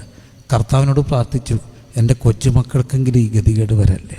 പിന്നെ കിട്ടിയ ഒട്ടുപാലിൻ്റെ കാശുമായിട്ട് ആലയത്തിൽ വന്ന് ദശാംശം കൊടുത്ത് ദൈവദാസന്മാരെ വീട്ടിൽ വിളിച്ച് പ്രാർത്ഥിപ്പിച്ച് പിന്നെ യോഗം നടത്തിയപ്പോൾ കർത്താവ് ഈ ദരിദ്രനെ കുപ്പയും ഉയർത്തി പ്രഭുക്കന്മാരുടെ പന്തിയിരുത്തും ദൈവ. കുടിയൻ്റെ മക്കളെന്നൊക്കെയുള്ള പേര് അത് മാറാൻ പാടാ. പക്ഷേ ഞാൻ കണ്ടു ഒത്തിരി ഇങ്ങനെയുള്ള പേരുകൾ സോഷ്യലി ഡിസ്റ്റർബ്ഡ് ആയിട്ടുള്ളവരെ കുപ്പയും ഉയർത്തി പ്രഭുക്കന്മാരുടെ പന്തിയിരുത്തുന്ന കർത്താവ്. ഒരിക്കൽ ഒരു വീട്ടിൽ പ്രാർത്ഥനയ്ക്ക് പോയി. വലിയൊരു വീടാണ്. ആ വീടിൻ്റെ അവസ്ഥയൊക്കെ മാറി. അപ്പം ഞാൻ ശരിക്കും അവരെ കണ്ടപ്പോൾ ഓർത്ത് ഈ വീട് അവർക്ക് ആരോ റെൻറ്റിന് കൊടുത്തേക്കായിരിക്കും. പക്ഷെ നോക്കിയപ്പോൾ ഭിത്തി നിറച്ച് അവരുടെ ഭാര്യയും ഭർത്താവും പ്രായമായി, ഇവർ മധ്യവയസ്കരാണ്. നല്ല ഫോട്ടോസൊക്കെ ഇങ്ങനെ ഭിത്തിയിരിക്കുക. കുറേ ഫോട്ടോസുണ്ട്. ഈ പിള്ളേരൊക്കെ കല്യാണത്തിന് ഫോട്ടോഷൂട്ടൊക്കെ എടുത്തിട്ട് വിടുന്ന പോലെ കുറേ ഫോട്ടോസ്. അപ്പം ഞാനോർത്ത് ഇവർക്ക് ഒന്നീ ഫോട്ടോ മാനിയായിരിക്കും, അല്ലെങ്കിൽ വയസ്സാങ്കാലത്ത്. അപ്പോൾ എൻ്റെ നോട്ടം കണ്ടപ്പം അച്ചായൻ പറഞ്ഞു, ഇതൊരു സാക്ഷിയാണ്. ഞാൻ ചോദിച്ചു അതെന്നാ? എൻ്റെ ഭാര്യ ഒരു തോളം പിടിച്ച സഹോദരിയായിരുന്നു. അവിടെ കല്യാണത്തിന് മുമ്പ് ഒത്തിരി പേര് അവളോട് പ്രവചനം പറഞ്ഞു, ദൂത് പറഞ്ഞതല്ല, മകളെ നിൻ്റെ കല്യാണം വലിയ കല്യാണമായിരിക്കും, ഭയങ്കര ആളായിരിക്കും, അതിനകത്ത് വലിയ ഉന്നതരൊക്കെ പങ്കെടുക്കും, MLA-മാർ MP-മാരൊക്കെ കാണും, വലിയ കല്യാണമായിരിക്കും. ദൂതൊത്തു. സമൂഹ വിവാഹമായിരുന്നു. ഒത്തിരി പേര് വന്നു, MP വന്നു, MLA വന്നു, സമൂഹവാദി എല്ലാവരും വരത്തില്ലേ വന്നു. അതുകൊണ്ട് ആൽബം ഇല്ലായിരുന്നു. ആൽബം ആരാണ്ട് എടുത്തു, ആൽബം ഇല്ലായിരുന്നു. അന്നൊട്ടുള്ളൊരാഗ്രഹമായിരുന്നു ഒരു ആൽബം വേണം. പിന്നൊരു ദൂതൊക്കെ പറഞ്ഞ് ആരോ ശുശ്രൂഷ ഒരു സ്റ്റുഡിയോക്കാരൻ രക്ഷിക്കപ്പെട്ടപ്പം അവൻ്റെ കലാവിരുതായി കാണില്ല. അവൻ്റെ സന്തോഷത്തിന് അവൻ ചെയ്തു വെച്ച എവിടെയോ ആൽബം ഇല്ലാത്തതിൻ്റെ ഒരു മുറിവ് തമ്പുരാൻ അങ്ങ് മാറ്റി അവൻ ചെയ്തതാണ്. എന്നിട്ട് നല്ലൊരു വീട്. അപ്പം ഞാൻ ചോദിച്ചു തൊട്ടപ്പുറത്തൊരു പഴയ വീടെന്നൊന്നും പറയാനില്ല, അതൊരു ഓലപ്പുര അവിടെ കിടപ്പുണ്ട്. അപ്പോൾ എന്നോട് പറഞ്ഞു അന്ന് കുറച്ച് പൈസ കിട്ടും, പക്ഷേ അതിന് ഒരു പ്രത്യേക സർട്ടിഫിക്കറ്റ് കൊണ്ട് കൊടുക്കണം. ആ സർട്ടിഫിക്കറ്റ് കൊടുത്താലേ ആ പൈസ കിട്ടത്തുള്ളൂ. അതിന് ചില കാര്യങ്ങളൊക്കെ ചെയ്യണം. ജാതിയുടെ ഒരു സർട്ടിഫിക്കറ്റ് അദ്ദേഹം പറഞ്ഞു അത് വേണ്ടാന്ന് വെച്ചു. അത് വേണ്ടാന്ന് വെച്ചുകൊണ്ട് ആ സംഭവം കിട്ടിയില്ല. കാലം മുമ്പോട്ട് പോയപ്പം ഒറ്റയാൾ വെച്ച് തന്ന വീടായത്. ആ വീടിൻ്റെ വലിപ്പമൊക്കെ ഗൾഫുകാർ നോക്കിയാൽ വെക്കാൻ പാടാ. ഒരാൾ വെച്ച് കൊടുത്ത വീട്ടിൽ ഈ ഫോട്ടോ എല്ലാം കണ്ടപ്പോൾ എനിക്കൊരു കാര്യം മനസ്സിലായി. സോഷ്യൽ സ്റ്റാറ്റസ് ഇങ്ങനെ മാറ്റുന്ന ദൈവമുണ്ട്. ദരിദ്രനെ കുപ്പയിൽ നിന്നിങ്ങനെ ഉയർത്തിയിട്ട് പ്രഭുക്കന്മാരുടെ പന്തിക്കൊണ്ടിരുത്തും. എൻ്റെ കർത്താവ് എന്നും ദരിദ്രൻ്റെ ലോകത്താണ്. സാമൂഹ്യ ദാരിദ്ര്യം മാറ്റുന്ന ഒരു കർത്താവുണ്ട്. ഇന്നും ക്രിസ്തു ദരിദ്രനെ കുപ്പയിൽ നിന്ന് ഉയർത്തുന്ന ക്രിസ്തുവാണ്. ഹല്ലേലൂയ. എന്നിട്ട് പ്രഭുക്കന്മാരുടെ പന്തിക്കൊണ്ടിരുത്തും. മനസ്സിലാക്കുന്നവർ ദൈവത്തെ ഒന്ന് സ്തുതിച്ച് പ്രാർത്ഥിച്ച്, എൻ്റെ കർത്താവ് എന്നും ദരിദ്രൻ്റെ ലോകത്താണ്. സ്ഥിതിയൊക്കെ മാറ്റും. അതുകൊണ്ടാണ് വചനം പറയുക, ദൈവം തൻ്റെ ജനത്തിൻ്റെ സ്ഥിതി മാറ്റുമ്പോൾ യാക്കോബ് സന്തോഷിക്കുകയും. കൂട്ടത്തിലൊക്കെ ആണെങ്കിലും സോഷ്യൽ സ്റ്റാറ്റസൊക്കെ ഇങ്ങനെ. അതാദ്യം തന്നെ എൻ്റെ ഒരു കൂട്ടുകാരൻ ഒരിക്കൽ എന്നോട് പറഞ്ഞൊരു കാര്യമുണ്ട്. അവനിച്ചിരി ക്ഷീണിച്ചു പോയി, അവൻ മാത്രം ആ വീട്ടിൽ ക്ഷീണിച്ചു. അതെപ്പോഴും നോക്കി അറിയാം. എല്ലാവരും കടന്നു വരുമ്പോൾ ഒരു സഹോദരൻ മാത്രം താണുപോകും. ഒരു സഹോദരൻ മാത്രം താണുപോയപ്പം ചേട്ടൻ്റെ മോടെ കല്യാണത്തിന് ഉറപ്പിക്കാൻ പോകുമ്പോൾ എല്ലാ വീട്ടിൽ നിന്ന് എല്ലാവരും പോയി. അപ്പോൾ അവനോട് മാത്രം പറഞ്ഞു, നീ മാത്രം വന്നാൽ മതി. നിൻ്റെ വീട്ടിൽ നിന്ന് നമുക്ക് കോവിഡ് ആയതുകൊണ്ട് എണ്ണം കുറയ്ക്കാൻ നിൻ്റെ ഭാര്യയും കൊച്ചുങ്ങളും വേണ്ട. അപ്പോൾ അവന് സങ്കടമായി. ബാക്കി എല്ലാവരും ഉണ്ട്. പോയാൽ അവൾ പിണങ്ങും, പോയില്ലേ ഇവർ പിണങ്ങും. പോയാൽ ഇവൾ പിണങ്ങും, പോയില്ലേ അവർ പിണങ്ങും. പക്ഷേ എന്തുകൊണ്ടാണ് ഇവനെ മാത്രം ഒഴിവാക്കി? ഒറ്റക്കാരിയാണ്. സാമൂഹ്യമായി ഇച്ചിരി മോശമാകുന്നവർ എല്ലാ കാലത്തും ഒഴിവാക്കപ്പെടും. ഇതൊക്കെ സത്യമാണ്. ഇതിനെ ഒന്ന് നമ്മൾ നോക്കിയിട്ട് നഗ്നതകളെന്നൊക്കെ നോക്കിയിട്ട് കൊഞ്ഞനം കുത്തിയിട്ട് കാര്യമില്ല. പക്ഷേ എൻ്റെ കർത്താവിനൊരു പ്രത്യേകതയുണ്ട്. ഈ ദരിദ്രൻ്റെ സാമൂഹ്യ സ്ഥിതിയെ ഇങ്ങനെ ഉയർത്തുന്ന ദൈവമാണ്. കുപ്പയിൽ നിന്ന് ഉയർത്തിയിട്ട് പ്രഭുക്കന്മാരുടെ പന്തിയിരുത്തുന്ന ഒരു ദൈവമാണ്. Hallelujah, hallelujah. അവൻ ദരിദ്രനെ എന്നേക്കും മറന്നു പോകുകയില്ല. സാധുക്കളുടെ പ്രത്യാശയ്ക്ക് ഭംഗം വരുത്തത്തില്ല. കരമടിച്ച് ദൈവത്തെ ഒന്ന് സ്തുതിച്ച്. അവൻ ദരിദ്രനെ എന്നേക്കും മറന്നു പോകുകയില്ല. സാധുക്കളുടെ പ്രത്യാശയ്ക്കെന്നും ഭംഗം വരുത്തത്തില്ല. അപ്പം മൂന്നാമത്തെ സാമൂഹ്യമായ ദാരിദ്ര്യം. നാലാമത്തെ ഒരു ദാരിദ്ര്യ മേഖലയുണ്ട്. അത് ശാരീരികമായ ദാരിദ്ര്യം, ഫിസിക്കൽ പോവർട്ടി. ഇങ്ങനെ പെട്ടെന്നൊക്കെ ആയിരിക്കും മനുഷ്യർക്കൊക്കെ തളർച്ചയൊക്കെ ഉണ്ടാകുക. ആരോഗ്യമുള്ള മനുഷ്യരൊക്കെ തളർന്നു പോയാൽ അവരുടെ കുടുംബം എങ്ങനെ മുമ്പോട്ട് പോകും? ഡയാലിസിസിലൂടെ കടന്നു പോകുന്ന വരുമ്പോൾ, കീമോതെറാപ്പിയിലൂടെ കടന്നു പോകുന്ന വരുമ്പോൾ, പിന്നെ പെട്ടെന്ന് പാർക്കിൻസൺസും പാരലൈസ്ഡൊക്കെ ആകുമ്പോൾ അവൻ പെട്ടെന്ന് ശരീരത്തിൽ ദരിദ്രനാകും. ശാരീരികമായ ദരിദ്രം അവരെ മാത്രമല്ല, ആ കുടുംബത്തെ മുഴുവൻ ദരിദ്രത്തിലേക്ക് കൊണ്ടുപോകും. ആ ദാരിദ്ര്യത്തിലൂടെ കടന്നു പോകുമ്പോൾ ആ കുടുംബം മുഴുവൻ ഡിസ്റ്റർബ്ഡ് ആകും. കാരണം ചികിത്സയുടെ പൈസ. അപ്പം പിന്നെ എത്ര സ്നേഹം ഉണ്ടെങ്കിലും കുറച്ചുകൂടെയൊക്കെ കഴിയുമ്പം മനുഷ്യരൊക്കെ ഇങ്ങനെ മനസ്സുകൊണ്ട് തളരും. പക്ഷേ ആ ദാരിദ്ര്യ മേഖലയിൽ കൂടെ ഇരിക്കുന്ന ദൈവമുണ്ട്. അങ്ങനെ അനേകർക്ക് വേണ്ടി ജീവിതം മാറ്റിവെച്ചവരെ എനിക്കറിയാം. അങ്ങനെയുള്ളവരുടെ ലോകത്തൂടെ വരുന്ന കർത്താവുണ്ട്. ആ സഹോദരി എളിയവരെ കാണാൻ വരുമ്പോൾ അവൾ ക്രച്ചസിലാണ് വരിക. അവൾക്ക് നടക്കാനൊക്കത്തില്ല. അവളുടെ പേര് അഡ്വക്കേറ്റ് സ്മിത. ഹൈക്കോടതി ജോലി ചെയ്യുന്നൊരു വക്കീലാണ്. താനും തൻ്റെ ഭർത്താവും കൂടെ കോവിഡിൻ്റെ ആ മൂർധന്യ സമയം ആ ഒരു ടൈമിൽ ഞങ്ങളെ കാണാൻ വരുമ്പോൾ അവൾക്ക് നടക്കാനൊക്കത്തില്ല. അവൻ കാറിൽ നിന്ന് ഇറങ്ങിയിട്ട് ആ സഹോദരൻ അവളെ തോളിലെറ്റിക്കൊണ്ടുവന്നാണ് കൊണ്ടിരുത്തുക. പിന്നെ ആ സഹോദരി എഴുന്നേക്കാനൊക്കാത്തത് കൊണ്ട് മുമ്പിൽ വന്ന് കുനിഞ്ഞ് ആ തോളിൽ പിടിച്ച് കോരിയെടുത്തുകൊണ്ട് ഇരുത്തുന്നു. അവൾക്ക് സ്റ്റെപ്പുകൾ കയറാനൊക്കത്തില്ല. പക്ഷേ എൻ്റെ കർത്താവ് അത്ഭുതകരമായ സൗഖ്യം ആ സഹോദരിക്ക് കൊടുത്തു. പെട്ടെന്ന് വലിയ അത്ഭുതമൊന്നും നടന്നില്ല. യഹോവ റാഫ എന്ന് വിശ്വസിച്ച് തൻ്റെ പാദപീഠം എൻ്റെ വൈദ്യശാല എന്നുള്ള പാട്ട് പാടി ആ സഹോദരനും സഹോദരിയും കുഞ്ഞുങ്ങളും കൂടെ പ്രാർത്ഥനയിൽ ഓരോ ഘട്ടങ്ങളിൽ ദൈവം അവളെ ബലപ്പെടുത്തിക്കൊണ്ടേയിരുന്നു. ഇന്ന് ഏതാണ്ട് 10-60 സ്റ്റെപ്പുള്ള ഓഫീസിൽ ജോലിക്ക് പോകുന്നുണ്ട്. എന്നും ജോലിക്ക് പോകുന്നുണ്ട്. ഒറ്റ കാര്യം, ശാരീരിക ദാരിദ്ര്യങ്ങൾ ഇറങ്ങി വരുന്ന കർത്താവുണ്ട്. ശാരീരിക ദാരിദ്ര്യങ്ങൾ ഇറങ്ങി വരുന്ന കർത്താവുണ്ട്. ഇന്ന് രാത്രി ഞാൻ പറഞ്ഞുകൊണ്ടിരിക്കുമ്പം തന്നെ വചനം പറയുന്നു, അവിടുത്തെ അട്ടിപ്പിണരുകളാൽ നമുക്ക് സൗഖ്യം വന്നുമിരിക്കുന്നു. നാം പാപം സംബന്ധിച്ച് മരിച്ച് നീതിക്ക് ജീവിക്കേണ്ടതിന് നമ്മുടെ പാപങ്ങളെ വഹിച്ചുകൊണ്ട് ക്രൂശിന്മേ കയറി അടിപ്പിണരുകളാൽ സൗഖ്യം തന്നൊരു കർത്താവുണ്ട്. അവർ മരണവാദിനോട് സമീപിച്ചു, സകലവിധ ഭക്ഷണത്തോടും വെറുപ്പ് തോന്നി. അവർ തങ്ങളുടെ കഷ്ടതയിൽ യഹോവയോട് നിലവിളിച്ചു. അവിടുന്ന് തൻ്റെ വചനമയച്ച് അവരെ വിടുവിച്ചു. അങ്ങനെയെങ്കിൽ ഹല്ലേലൂയ, ഹല്ലേലൂയ, ആ കർത്താവ് ഇന്ന് രാത്രി നമ്മുടെ നടുവിൽ വന്നിട്ടുണ്ട്. എന്തിനാണെന്നറിയാമോ? നമ്മുടെ ശാരീരിക ദാരിദ്ര്യത്തിൽ സൗഖ്യം തരുവാൻ. ഇത് പറഞ്ഞുകൊണ്ടിരിക്കുന്ന സമയത്ത് തന്നെ ശരീരത്തിന്മേൽ ദൈവിക ആരോഗ്യം വായിക്കട്ടെ. സ്പോൺലൈസിസ് യേശുവിൻ്റെ നാമത്തിൽ സൗഖ്യമാകട്ടെ. അസ്ഥികൾ മായി ബന്ധപ്പെട്ട ചില മേഖലകളുടെ മേൽ ദൈവത്തിൻ്റെ സൗഖ്യത്തിൻ്റെ കരം യേശു കർത്താവിൻ്റെ നാമത്തിൽ ഈ രാത്രി വയ്ക്കപ്പെടും. അസ്ഥികളുമായി ബന്ധപ്പെട്ട ചില പ്രശ്നങ്ങളുടെ മേൽ ദൈവത്തിൻ്റെ സൗഖ്യത്തിൻ്റെ കരം കർത്താവിൻ്റെ കരം വെക്കും. അസ്ഥി രോഗസംബന്ധം അസ്ഥിയുമായി ബന്ധപ്പെട്ട ചില മേഖലകളുടെ മേൽ ദൈവിക രോഗസൗഖ്യം ഈ രാത്രി വ്യാപരിക്കും. എല്ലാവരും വിശ്വസിച്ച് പ്രാർത്ഥിച്ചാട്ട്. കാരണം വചനം പറയുന്നു, നാം രോഗസൗഖ്യം പാപമോചനം ഉള്ളിടത്ത് രോഗസൗഖ്യം പ്രസംഗിക്കപ്പെടണം. നമ്മുടെ കർത്താവായ യേശു ക്രിസ്തുവിൻ്റെ ശരീരം തകർന്നു. എന്തുകൊണ്ടാണെന്നറിയാമോ? രോഗം വരുമ്പോൾ മനുഷ്യൻ വൈരൂപ്യപ്പെടും. ഒരു കീമോതെറാപ്പിയൊക്കെ കഴിഞ്ഞാൽ പിന്നെ ഒറ്റ മുടി കാണില്ല.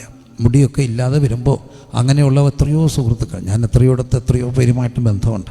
സഹോദര, കുഴപ്പമില്ല, നമുക്കൊന്നൊക്കെ ഇറങ്ങാൻ പോകും, അല്ലെങ്കിൽ ഒരു കല്യാണത്തിനോ ഇങ്ങനെ ഇരിക്കില്ലെന്നൊക്കെ പറയുമ്പോൾ അവർക്ക് വലിയ സങ്കടമാണ്. ആരും എന്നെ കണ്ടാൽ മനസ്സിലാകത്തില്ല. ചിലർക്കൊക്കെ വന്ന പ്രശ്നം വന്നില്ല, ചിലർ വരാൻ പോലും ആരും കാണാൻ പോലും ഇഷ്ടപ്പെടാത്തവരുണ്ട്. ഓരോരുത്തരുടെയും മനസ്സ് ഓരോ രീതിയിലാണ്.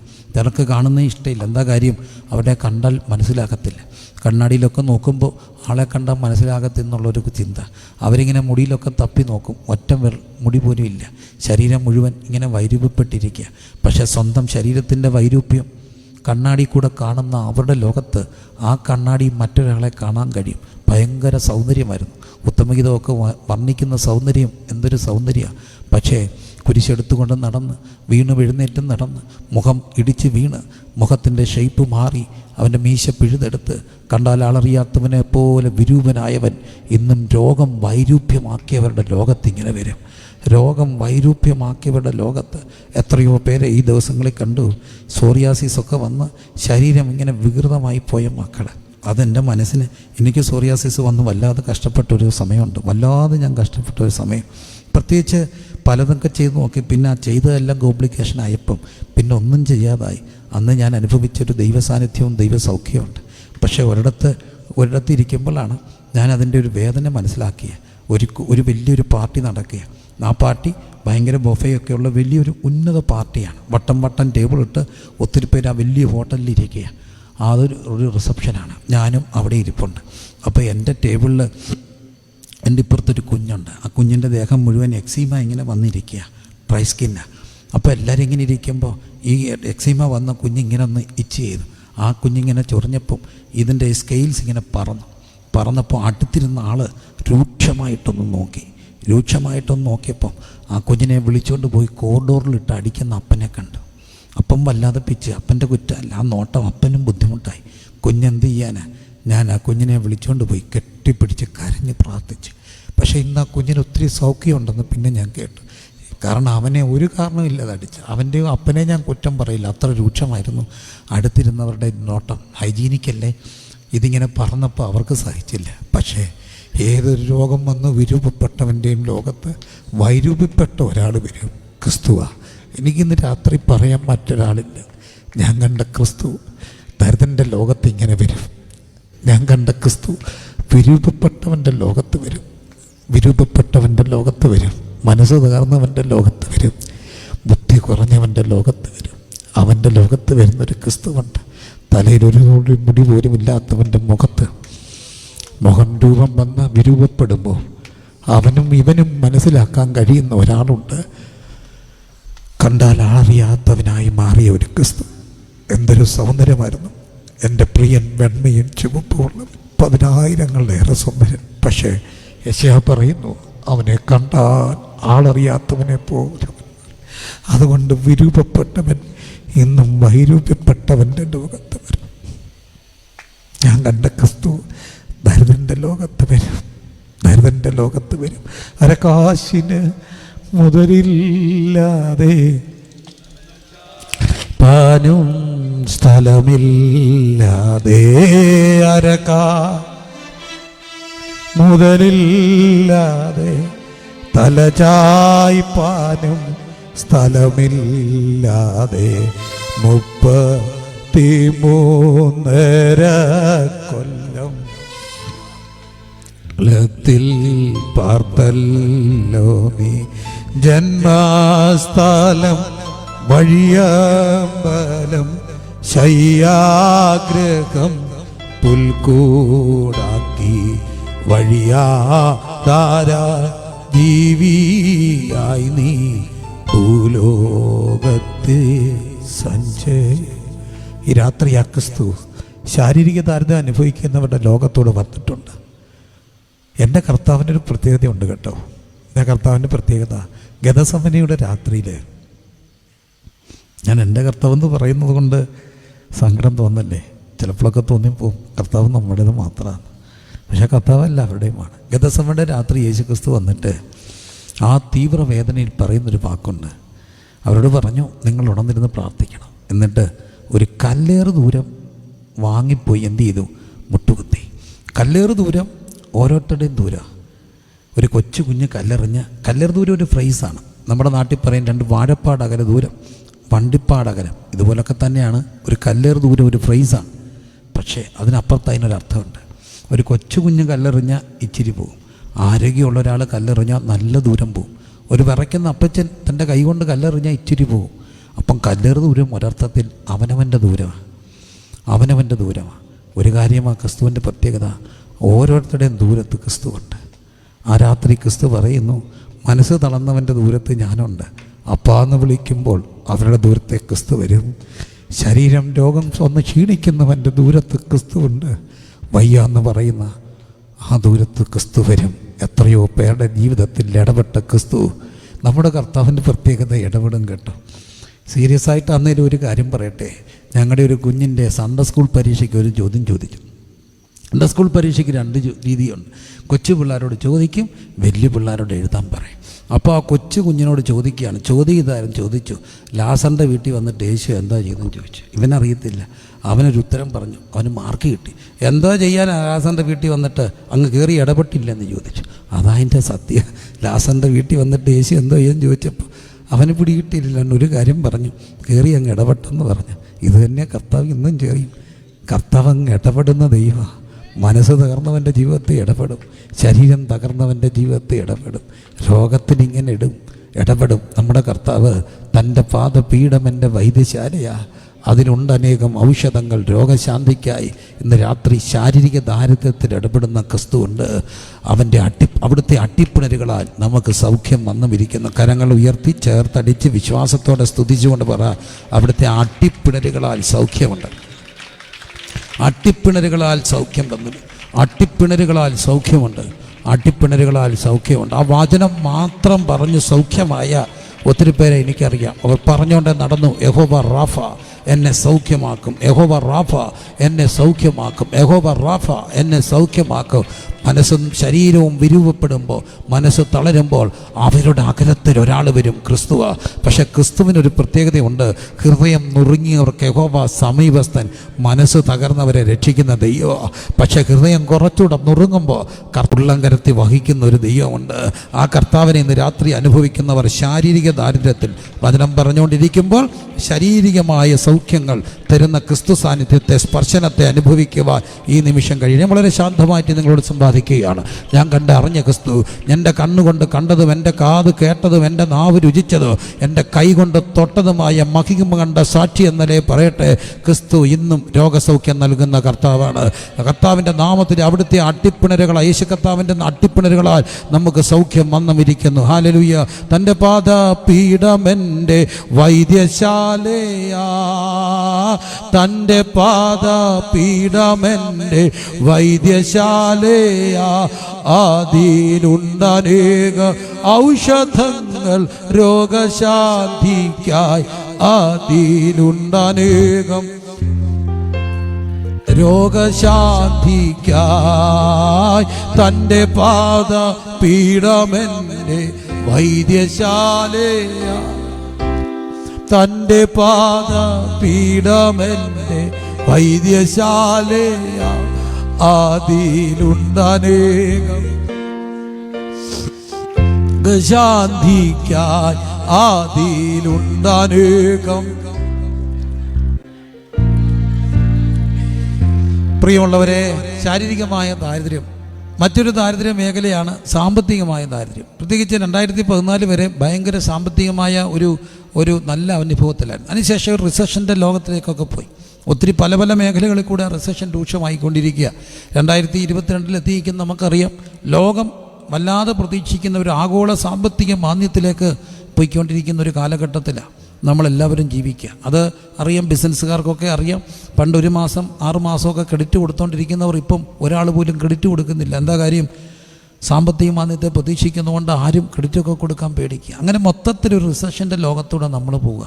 പക്ഷേ ഇന്നും സാമ്പത്തിക ദാരിദ്ര്യം ഒരു യാഥാർത്ഥ്യമാണ്. ചിലർക്ക് ഈ വലിയ ആൾക്കാരുണ്ട്, അവർക്ക് പുറത്ത് പറയാനാകാത്ത ദാരിദ്ര്യം. പക്ഷേ സാധാരണക്കാരായ ആൾക്കാർ എങ്ങനെയെങ്കിലുമൊക്കെ ജീവിക്കും. ഇരക്കാനോ ചോദിക്കാനോ ഒക്കെ മടിയുള്ളവരൊക്കെ ഉണ്ട്. അവിടെയൊക്കെ ലോകത്ത് വരുന്നൊരു ക്രിസ്തുവുണ്ട്. ക്രിസ്തു ഇന്നും ദരിദ്രൻ്റെ പക്ഷത്താണ്. ഞാൻ നമ്മുടെ നാട്ടിൽ നിന്ന് അങ്ങനത്തെ ആന്ധ്രയ്ക്ക് സുവിശേഷയിലേക്ക് പോയൊരു കുടുംബമുണ്ട്. അവർ നല്ല നിലയിൽ ജോലി ചെയ്തുകൊണ്ടിരുന്നവരാണ്. ജോലിയൊക്കെ രാജിവെച്ച് എൻ്റെ വളരെ ചെറുപ്പത്തിൽ അവർ ആന്ധ്രയ്ക്ക് കുടിയേറി. ദൈവം അവർക്ക് കുഞ്ഞുങ്ങളെയൊക്കെ കൊടുത്തു. അവരുടെ ഒരു കുഞ്ഞിനെ ഞാൻ രാജസ്ഥാനിൽ പഠിച്ചുകൊണ്ടിരിക്കുന്ന സമയത്ത് കണ്ടു. അപ്പോൾ അവരുടെ പാസ്റ്റർ കുഞ്ഞിൻ്റെ ഒരു സാക്ഷി എന്നോട് പറഞ്ഞു. ആ സാക്ഷി ഇതായിരുന്നു: ഇന്നും സാമ്പത്തിക ദാരിദ്ര്യത്തിൽ ക്രിസ്തുവുണ്ട്. അത് സത്യമാണ്. ആ കുഞ്ഞുങ്ങൾ അവിടെ അവർ തുടത്തിലാണ് പാല് മേടിക്കുക. തുടത്തിലാണ്. നമ്മളിപ്പം കുപ്പി മേടിക്കുന്നവരുണ്ട്, കവർ മേടിക്കുന്നവർ. പക്ഷേ വടക്കോട്ടൊക്കെ ചെന്നാൽ അറിയാം, തുടം അളന്നാണ് ഇങ്ങനെ പാൽ. 1 തുടം 2 തുടം. അപ്പോൾ അവർ 3-4 തുടം പാല് മേടിക്കും. എന്തിനാന്ന് ചോദിച്ചാൽ ഇളയ കുഞ്ഞിന് മാത്രം പാല് കൊടുക്കുക. അതിനുള്ള അവസ്ഥയെ അവർക്കുള്ളൂ. ഈ സപ്പോർട്ടൊക്കെ കിട്ടി ജീവിക്കുന്നവരാണ്. സപ്പോർട്ടെന്നൊക്കെ പറയുന്നത് അറിയാം, കൂടി വന്ന 2000 രൂപയോ 3000 രൂപയൊക്കെയാണ് ഈ പ്രസ്ഥാനങ്ങളൊക്കെ സപ്പോർട്ട് കൊടുക്കുക. അതിലൊന്നും കൂടുതൽ അവർക്ക് കൊടുക്കാൻ ഒക്കത്തില്ല. കാരണം ഒരാൾക്കല്ലല്ലോ, ഒത്തിരി പേർക്ക് വേണ്ടേ. അതൊക്കെ തന്നെ അത്രയൊക്കെ ബുദ്ധിമുട്ടിയാണ് കൊടുക്കുക. അപ്പോൾ അതുകൊണ്ട് ഈ കുഞ്ഞുങ്ങൾ, മൂത്ത കുഞ്ഞുങ്ങളുണ്ട്, അവർ ഹൈസ്കൂളൊക്കെ പഠിക്കുക. അപ്പോൾ ഹൈസ്കൂളിൽ പഠിക്കുന്ന മക്കൾ പാല് മേടിച്ചുകൊണ്ട് കുഞ്ഞിന് വേണ്ടി പാല് മേടിക്കുന്ന കണ്ടപ്പോൾ സ്കൂളിൽ പോയപ്പോൾ അമ്മയോടൊരു കാര്യം പറഞ്ഞു. അമ്മ, തിരിച്ചു വരുമ്പം പാലൊഴിച്ചൊരു ചായ തരാമോ ചോദിച്ചു. പാലൊഴിച്ച് ഒരു ചായ തരാം. അമ്മ പറഞ്ഞ് തരാമെന്ന് പറഞ്ഞു. അവരങ്ങ് സ്കൂളിൽ പോയി. സ്കൂളിൽ പെട്ട് പിള്ളേർ വരാൻ നേരത്ത് അമ്മയ്ക്കൊരു ദുഃഖം, പാലൊഴിച്ച് ഒരു ചായ കൊടുക്കണ്ടേ. പക്ഷേ മേടിച്ച തുടം കൊച്ചിന് കൊടുത്ത് തീർന്നു. കുഞ്ഞുങ്ങൾ ചോദിച്ചു, പാലൊഴിച്ചൊരു ചായ തരുമോ? വാതുക്ക ഒരു മുട്ട് നോക്കിയപ്പം പാൽക്കാരനാണ്. ദീദി പാത്രം കൊണ്ട് കൊടുത്തു, പാല് മേടിച്ച് വെച്ചു. അപ്പോഴാണ് ചേച്ചി ഓർക്കുക, ഇതാരായിരിക്കും ഈ പാലുകാരൻ? ആര് പറഞ്ഞു കേട്ടോ? ഭർത്താവ് വന്നപ്പം ചോദിച്ചു, പാലുകാരനെ പറഞ്ഞു കേട്ടോ? ഇല്ല, അവരുടെ അറിവിൽ ആരും വിട്ടില്ല. അവർ രണ്ടും കൂടെ ആ തെരുവിലൂടെ അലഞ്ഞു, പാലുകാരനെ തപ്പി. ഇന്നും അവർ തപ്പുന്നുണ്ട് ആ പാലുകാരൻ. പക്ഷേ ഇന്നും അവർക്ക് ആ പാലുകാരനെ കണ്ടിട്ടില്ല. പക്ഷെ 4 മണിക്ക് പിള്ളേർ വന്നപ്പം പാലുണ്ടായിരുന്നു. ഇത് ഈ നൂറ്റാണ്ടിൻ്റെ സാക്ഷ്യമാണ്, അന്നത്തെ സാക്ഷ്യമല്ല. ഈ റാന്നിന്ന് പോയ ഒരു സുവിശേഷ കുടുംബത്തിൻ്റെ സാക്ഷ്യം. അങ്ങനെയെങ്കിൽ ഇന്നും ക്രിസ്തുവിനൊരു പ്രത്യേകതയുണ്ട്. ദരിദ്രൻ്റെ ലോകത്ത് ക്രിസ്തുവുണ്ട്. സാമ്പത്തികമായ ദാരിദ്ര്യം അനുഭവിക്കുമ്പോൾ അതൊരു വല്ലാത്ത മുറിവൊക്കെയാണ്. ഒരിക്കലൊരു സുഹൃത്ത് എൻ്റെ അടുക്ക് വന്നിട്ട് പറഞ്ഞു, ഇച്ചിരി കാശ് വേണം. എൻ്റെ ഇതില്ല, എനിക്ക് കിട്ടിയേ ഒക്കത്തുള്ളൂ. അച്ചാച്ചൻ്റെ ഇല്ലെന്ന് എനിക്കറിയാം, പക്ഷേ ഒരു കാര്യം, ഇന്നാടെ പൈസയുണ്ട്, ഞാൻ ചോദിച്ചാൽ തരത്തില്ല, പക്ഷേ അച്ചാച്ചൻ ചോദിച്ചാൽ തരും. അപ്പം ഞാൻ പറഞ്ഞു, ഞാൻ ചോദിക്കാൻ നേരത്തിനോട് പറഞ്ഞു, ഞാൻ ചോദിക്കാം, പക്ഷേ ഒറ്റ കണ്ടീഷൻ ഉണ്ട്, പറയുന്ന സമയത്ത് തിരിഞ്ഞു കൊടുക്കണം. അങ്ങനെയുള്ള ഡേറ്റേ പറയാവും. ശരി, അവൻ എന്നോട് ഡേറ്റ് പറഞ്ഞു. ഞാൻ അവിടെ ചെന്നിട്ട് എനിക്ക് പിന്നെ ഒരു സംശയം. ഞാൻ തിരിച്ചവനോട് ചോദിച്ചാൽ, ഇന്ന ഡേറ്റ് നീ എങ്ങനെ കൊടുക്കുമെന്നാണ് നിൻ്റെ ചിന്ത? നിൻ്റെ ഒരു ഐഡിയയോട് പറഞ്ഞു, എവിടുന്ന് കിട്ടും, എങ്ങനെ ആയിരിക്കും നീ അത് കൊടുക്കാൻ പോകുന്നത്? അപ്പോൾ അവനോട് ചോദിച്ചു, കിട്ടുമ്പം തരാമെന്ന് പറഞ്ഞാൽ കൊടുക്കുന്ന ഒരാളുടെ പേര് പറയാമെന്ന് ചോദിച്ചു. എനിക്കിച്ചിരി പൈസ വേണം, ഞാൻ കിട്ടുമ്പം തരാമെന്ന് പറഞ്ഞാൽ ആരെങ്കിലും തരുമോ? ഇല്ല. അച്ചാച്ചൻ്റെ വിശ്വാസത്തിൽ പറയുക ഇന്ന ദിവസം. അത് നിങ്ങളുടെ വിശ്വാസമാണ്, അപ്പോൾ എൻ്റെ വിശ്വാസം. അപ്പം ഞാൻ പറഞ്ഞു, ദരിദ്രൻ്റെ ലോകത്തിൽ കടം മേടിക്കുക എന്നൊക്കെ പറഞ്ഞു, കാശില്ലാതെ വരിക. പക്ഷെ ഒരു കർത്താവുണ്ട്. ഒരു രാത്രിയിൽ പത്രോസ് വന്ന് ചോദിക്കുന്നുണ്ട്, നാളെ കരമടയ്ക്കണ്ടേ? അപ്പം കർത്താവ് പറഞ്ഞു, നീ ഒരു ചൂണ്ട എടുത്തുകൊണ്ട് പോയിട്ട് മീനെ പിടിക്കും. അതിനകത്തൊരു ചതുർദ്രമ കാണും, അതെടുത്ത് എന്ത് ചെയ്യണം? എൻ്റേതും നിൻ്റേതും കൊടുക്കും. അവൻ ചോദിച്ചത് ദിദ്രിമപ്പണമാണ്. അവൻ യേശുവിൻ്റെ മാത്രമാണ്. ദിദ്രിമ 2, ചതുർ 4. ചോദിച്ചത് 2. 1 വെച്ചാൽ 2, 2 വെച്ചാൽ 4 അല്ല. അവൻ ചോദിച്ചത് ക്രിസ്തുവിൻ്റെ കാര്യമാണ്. പക്ഷെ അവൻ്റെ കാര്യം കൂടെ ഓർത്തൊരു കർത്താവുണ്ട്. ചോദിക്കുന്നതിലും നനയ്ക്കുന്നതിലും അത്യന്തം പരമായി നമ്മിൽ വ്യാപരിക്കുന്ന ശക്തിയാൽ ചെയ്യാൻ കഴിയുന്ന കർത്താവ് എന്നും ദരിദ്രൻ്റെ ലോകത്തുണ്ട്. വല്ലാതെ ദാരിദ്ര്യപ്പെടുന്ന പ്രിയപ്പെട്ടവരെ എത്രയോ എനിക്കറിയാം. പക്ഷേ അവരുടെയൊക്കെ അവസ്ഥകൾ കർത്താവ് മാറ്റും. ഒറ്റ കാര്യം കൊണ്ടാണ് ദൈവം തൻ്റെ ജനത്തിൻ്റെ സ്ഥിതി മാറ്റുമ്പോൾ യാക്കോബ് സന്തോഷിക്കുകയും ഇസ്രായേൽ ആനന്ദിക്കുകയും ചെയ്യും. വഴി എങ്ങനെ ഉണ്ടാകുമെന്ന് എനിക്കറിയത്തില്ല, പക്ഷെ വഴി തുറക്കുന്ന ഒരു കർത്താവിനെ അറിയാം. വഴി എങ്ങനെ ഉണ്ടാകുമെന്ന് എനിക്കറിയത്തില്ല. വഴി തുറക്കുന്ന ഒരു കർത്താവിനെ അറിയാം. ഈ രാത്രി സാമ്പത്തിക ദാരിദ്ര്യം മാറ്റുന്ന ഒരു കർത്താവുണ്ട്. വല്ലാതെ ഭാരപ്പെടുന്ന ചെല്ലോട് ആത്മാവെന്ന് ദൂത് പറയുക. ഹല്ലേലൂയ. നമ്മുടെ കർത്താവായ യേശു ക്രിസ്തു സമ്പന്നനായിരുന്നിട്ടും അവിടുത്തെ ദാരിദ്ര്യത്താൽ നമ്മൾ സമ്പന്നരാകേണ്ടത് നമ്മൾ നിമിത്തം ദരിദ്രനായി തീർന്ന ക്രിസ്തു ഈ രാത്രി ഇവിടെ വന്നിട്ടുണ്ട്. കർത്താവിനെ സ്തുതിച്ച് പ്രാർത്ഥിച്ച് ഈ രാത്രി നിങ്ങളുടെ കടഭാരങ്ങളുടെ മേഖലകളെ, വല്ലാതെ ഞെരുങ്ങുന്ന മേഖലകളെ, ദൈവകരങ്ങളെ സമർപ്പിക്കുമ്പോൾ ഒരു കാര്യം സംഭവിക്കും. ആരും അടയ്ക്കാതെ വണ്ണം തുറക്കുകയും ആരും തുറക്കാതെ വണ്ണം അടയ്ക്കുകയും ചെയ്യുന്ന വിശുദ്ധനും സത്യവാനും എന്ന പേരുള്ള ദാവീദിൻ്റെ താക്കോൽ കയ്യിലുള്ള കർത്താവ്. എഫത്ത എന്നൊരു വാക്ക് പറഞ്ഞാൽ കർത്താവ് വാതിലുകളെ തുറക്കും. വാതിൽ എന്നുള്ള വാക്കിൻ്റെ അർത്ഥം എന്താ? വാ ഇതിലെ ദൈവത്തിന് വാതിലുകളെ തുറക്കാൻ കഴിയും. ദൈവം ഇന്ന് രാത്രി ദാരിദ്ര്യം മാറ്റുന്ന ക്രിസ്തുവ. ദരിദ്രൻ്റെ വലിയ സമ്പന്നനാകുന്നോ കോടീശ്വരനാകുന്നോ പറയാൻ ഞാൻ നിൽക്കുകയല്ല, അങ്ങനെ വരുമെന്ന് ഞാൻ വിശ്വസിക്കുന്നുമില്ല. പക്ഷെ ദരിദ്രൻ്റെ ദരിദ്രത്തെ മാറ്റുന്ന ഒരു ക്രിസ്തു ഇന്ന് രാത്രി ഇവിടെ വന്നിട്ടുണ്ട്. അരക്കാശിനെ മുതലില്ലാതെ തല ചായ്പാൻ ഇടമില്ലാതെ 33.5 കൊല്ലം സഞ്ചരിച്ചവൻ പറയുന്നു, ഞാൻ യഹോവയെ ഈരയ നിനക്ക് വേണ്ടി കരുതുന്ന ദൈവമാണ്. യഹോവ ഈരയ. ഇങ്ങനെ കുഞ്ഞുമായിട്ട് കയറിപ്പോകുക. മല കയറിപ്പോകുന്ന കുഞ്ഞ് തീരെ കുഞ്ഞല്ല, ഒരു ചെറുപ്പക്കാരനാണ്. കയറിപ്പോകുന്ന വഴിയിൽ അപ്പോഴത്തേനൊരു 10-40 വർഷമെങ്കിലും ആയിട്ടുണ്ട്. എങ്ങനെ? ക്രിസ്തുവിനോടൊപ്പം പിതാവ് നടക്കാൻ തുടങ്ങിയിട്ട് 75-ാമത്തെ വയസ്സിൽ ഇറങ്ങി തിരിച്ച ആ മനുഷ്യൻ 100 വയസ്സായി. കുഞ്ഞുണ്ടായപ്പോൾ 25 വർഷം. കുഞ്ഞിന് കുറേ കൂടെ പ്രായം മുമ്പോട്ട് പോയി. ഇപ്പോൾ ഒരു 10-40 വർഷം ഇങ്ങനെ ആ കർത്താവിനോടൊപ്പം നടന്നു, യഹോവയോടൊപ്പം നടന്നു, പിതാവിനോടൊപ്പം നടന്നു. അങ്ങനെ നടന്നു പോകുമ്പം കുഞ്ഞൊരു ചോദ്യം ചോദിച്ചു. അപ്പം തീയുണ്ട്, വിറകുണ്ട്, കത്തിയുണ്ട്, പക്ഷേ എന്തിയേ ചോദ്യം നെഞ്ചിനെ കുത്തിപ്പിളർക്കുന്ന ചോദ്യമാണ്. പക്ഷെ അപ്പനൊരു കാര്യം അറിയാം. ഈ 10-40 വർഷത്തിലേറെ ഒരു 3-4 പതിറ്റാണ്ട് കർത്താവിനോടൊപ്പം നടന്നപ്പോൾ, ദൈവത്തോടൊപ്പം നടന്നപ്പം താൻ പഠിച്ചൊരു കാര്യമുണ്ട്. അത് ആ കുഞ്ഞിൻ്റെ ചെവി പറഞ്ഞു. ആടെന്തിയെന്നറിയത്തില്ല, പക്ഷേ കർത്താവിനെ അറിയാം. യഹോവ ഈരേ, അവൻ കരുതിക്കൊള്ളു. യഹോവ ഈരേ, കരുതിക്കൊള്ളു. നമ്മുടെ നാടിനടുത്ത് നടന്ന സംഭവം. വാടക കൊടുക്കാൻ കാശില്ലാതെ ആ മനുഷ്യനെ ഇറക്കി വിട്ടു. ചന്നം വയ്യുന്ന മഴയത്ത് റോഡിലൊരു പോസ്റ്റ് ചാരിയുന്നുകൊണ്ട് ഞാൻ ആ ദൈവദാസനെ കണ്ടിട്ടുണ്ട്. അദ്ദേഹം പാടി, അബ്രഹാമിൻ്റെ ദൈവമല്ലയോ, കരുതുന്നവൻ ഞാനല്ലയോ, കലങ്ങുന്നത് എന്തിന് നീ? അബ്രഹാമിൻ്റെ ദൈവം അല്ലയോ, അത്ഭുതം ഞാൻ ചെയ്യുകയല്ലയോ? നമ്മുടെ നാട്ടിലെ ഒരു ദൈവദാസം പാടിയ പാട്ടാ. അബ്രഹാമിൻ്റെ ദൈവമല്ലയോ, കലങ്ങുന്നത് എന്തിനാ? കരുതുന്നവൻ ഞാനല്ലയോ, കലങ്ങുന്നത് എന്തിന്? ഇന്ന് രാത്രി കരുതുന്ന ഒരു കർത്താവുണ്ട്. അത് വിശ്വസിക്കുന്നവരെല്ലാം ദൈവത്തെ സ്തുതിച്ച്, കർത്താവ് കരുതുന്ന ദൈവമാണ്. സാമ്പത്തിക ദാരിദ്ര്യത്തിൽ ഇടപെടുന്ന ഒരു കർത്താവ്, നിങ്ങളുടെ സ്ഥിതിയെ മാറ്റുന്ന ഒരു കർത്താവ് ഈ രാത്രി ഇവിടെ വന്നിട്ടുണ്ട്. നോക്കൂ, സാമ്പത്തിക ദാരിദ്ര്യം ഇടപെടും. മറ്റൊരു ദാരിദ്ര്യ മേഖലയാണ് രാഷ്ട്രീയമായ ദാരിദ്ര്യം. ഇതാണ് പൊളിറ്റിക്കൽ പോവർട്ടി. നമ്മുടെ സമൂഹം ഇന്ന് അനുഭവിക്കുന്ന ഒരു വലിയ ദാരിദ്ര്യം അതാണ്. നോക്കൂ, ഉത്തരേന്ത്യയിലോട്ടൊക്കെ ചെന്നാൽ ഒത്തിരി പേര് ജയിലിലാണ്. ഒത്തിരി പേര് മതപരിവർത്തനത്തിൻ്റെയും മറ്റും നിയമങ്ങൾ കുരുക്കളിൽ പെട്ടിട്ട് ജയിലിൽ കിടക്കുക. പക്ഷേ പലതിനകത്തും യാതൊരു സത്യസന്ധതകളും ഇല്ലാതെ എനിക്കറിയാവുന്ന എത്രയോ പേർ ജയിലിൽ കിടക്കുന്നു. ജാമ്യം കിട്ടാതെ നടക്കുന്നു, ജയിലിൽ നിന്ന് റിലീസാകാതെ ഒക്കെ കിടക്കുന്നു. ആരും ഇടപെടാനില്ല. കാരണം രാഷ്ട്രീയമായ ദാരിദ്ര്യമാണ്. അവിടെ ചോദിക്കാൻ ആരുമില്ല, പറയാൻ ആരുമില്ല. പക്ഷെ ഒരു കാര്യം സത്യമാണ്, ചോദിക്കാനും പറയാനും ആരുമില്ലാത്തപ്പോഴും ബലവാനും ബലഹീനും തമ്മിൽ കാര്യമുണ്ടാകുമ്പോൾ നമുക്ക് വേണ്ടി ഇറങ്ങി വരുന്നൊരു സ്വർഗത്തിലെ ദൈവമുണ്ട്. നമ്മളിവിടെ രാഷ്ട്രീയമായി ദരിദ്രരായിരിക്കുക, പക്ഷേ നമ്മൾ സമ്പന്നരാ. എന്താ കാര്യം? ദൂതസഞ്ചയങ്ങളെ ഇറക്കി വാഴുന്നത് സ്വർഗമാണെന്ന് തെളിയിക്കുന്ന ദൈവമുണ്ട്. ഏത് സാഹചര്യത്തിലും, ഏത് രാഷ്ട്രീയ സാഹചര്യത്തിലും വാഴുന്നത് സ്വർഗമാണെന്ന് വിശ്വസിക്കുന്നവർ ദൈവത്തിന് സ്തോത്രം ചെയ്താട്ടെ. സ്വർഗമാണ് വാഴുന്നത്. പ്രവാസത്തിൽ അവർ ദരിദ്രരായിരുന്നു. അവർക്ക് വേണ്ടി ചോദിക്കാൻ ആരുമില്ല. നിർത്തിയിരിക്കുന്ന സ്വർണ്ണബിംബത്തെ നമസ്കരിച്ചില്ലെങ്കിൽ വലിയ ആ അപകടങ്ങളിലേക്ക് പോകുമെന്നവർക്കറിയാം. അവർ പറഞ്ഞു, ഞങ്ങളുടെ ദൈവം വിടിവിച്ചാലും വിടിവിച്ചില്ലെങ്കിലും ഞങ്ങൾ ഈ കർത്താവിന് വേണ്ടി നിൽക്കുക. കർമ്മേലിൽ ഏരിയ ഒറ്റയ്ക്ക. He was politically absolutely poor. അപ്പുറത്ത് നിൽക്കുന്ന വലിയൊരു സമൂഹം. ആ സമൂഹത്തെ ചുറ്റിപ്പറ്റിയ വലിയ 450 ബാലിൻ്റെ പ്രവാചകന്മാർ. പക്ഷെ ഒറ്റയ്ക്ക് നിന്ന ഏലിയാവിന് വേണ്ടി തീയിറക്കിയ ഒരു ദൈവം ഉണ്ടെങ്കിൽ ഇന്നും പൊളിറ്റിക്കൽ പോവർട്ടി അനുഭവിക്കുമ്പോൾ നമുക്ക് വേണ്ടി ആരും ഭയപ്പെടരുത്. പൊളിറ്റിക്കൽ പോവർട്ടി അനുഭവിക്കുമ്പോൾ ഇറങ്ങി വരുന്ന കർമ്മേലിലെ ഒരു ദൈവം, എന്നിട്ട് ആഹാബിൻ്റെ രഥത്തിൻ്റെ മുമ്പിൽ ഓടിച്ച ഒരു ദൈവം ഇന്ന് രാത്രി നമുക്ക് വേണ്ടി ഒറ്റയ്ക്കായിരിക്കും നമ്മൾ നിൽക്കേണ്ടി വരുന്നത്. We will be politically poor. നമ്മൾ എല്ലോണം ആയിരിക്കുക, ഒറ്റയ്ക്കായിരിക്കുക. പക്ഷെ നമുക്ക് വേണ്ടി കർത്താവുണ്ട്. വിശ്വസിക്കുന്നവർ ദൈവത്തെ ഒന്ന് സ്തുതിച്ചാട്ടെ. ഒറ്റയ്ക്കായിരിക്കാം കർമ്മേലിൽ, പേടിക്കരുത്, കർത്താവുണ്ട്. ഞാനൊരു സാക്ഷ്യം ഈ കഴിഞ്ഞ ദിവസങ്ങളിൽ എവിടെയൊക്കെ പറഞ്ഞു. ആ സാക്ഷ്യം കേട്ട ഒരു സഹോദരി എന്നെ തപ്പി വന്നിട്ട് ആ ചേച്ചി ഉണ്ട് പറഞ്ഞു, ആ അപ്പച്ചൻ്റെ കൊച്ചുമോളാണ് ഞാൻ. എനിക്കങ്ങ് ഭയങ്കര സന്തോഷമായി എന്ന് പറഞ്ഞാൽ ഭയങ്കര സന്തോഷമായി.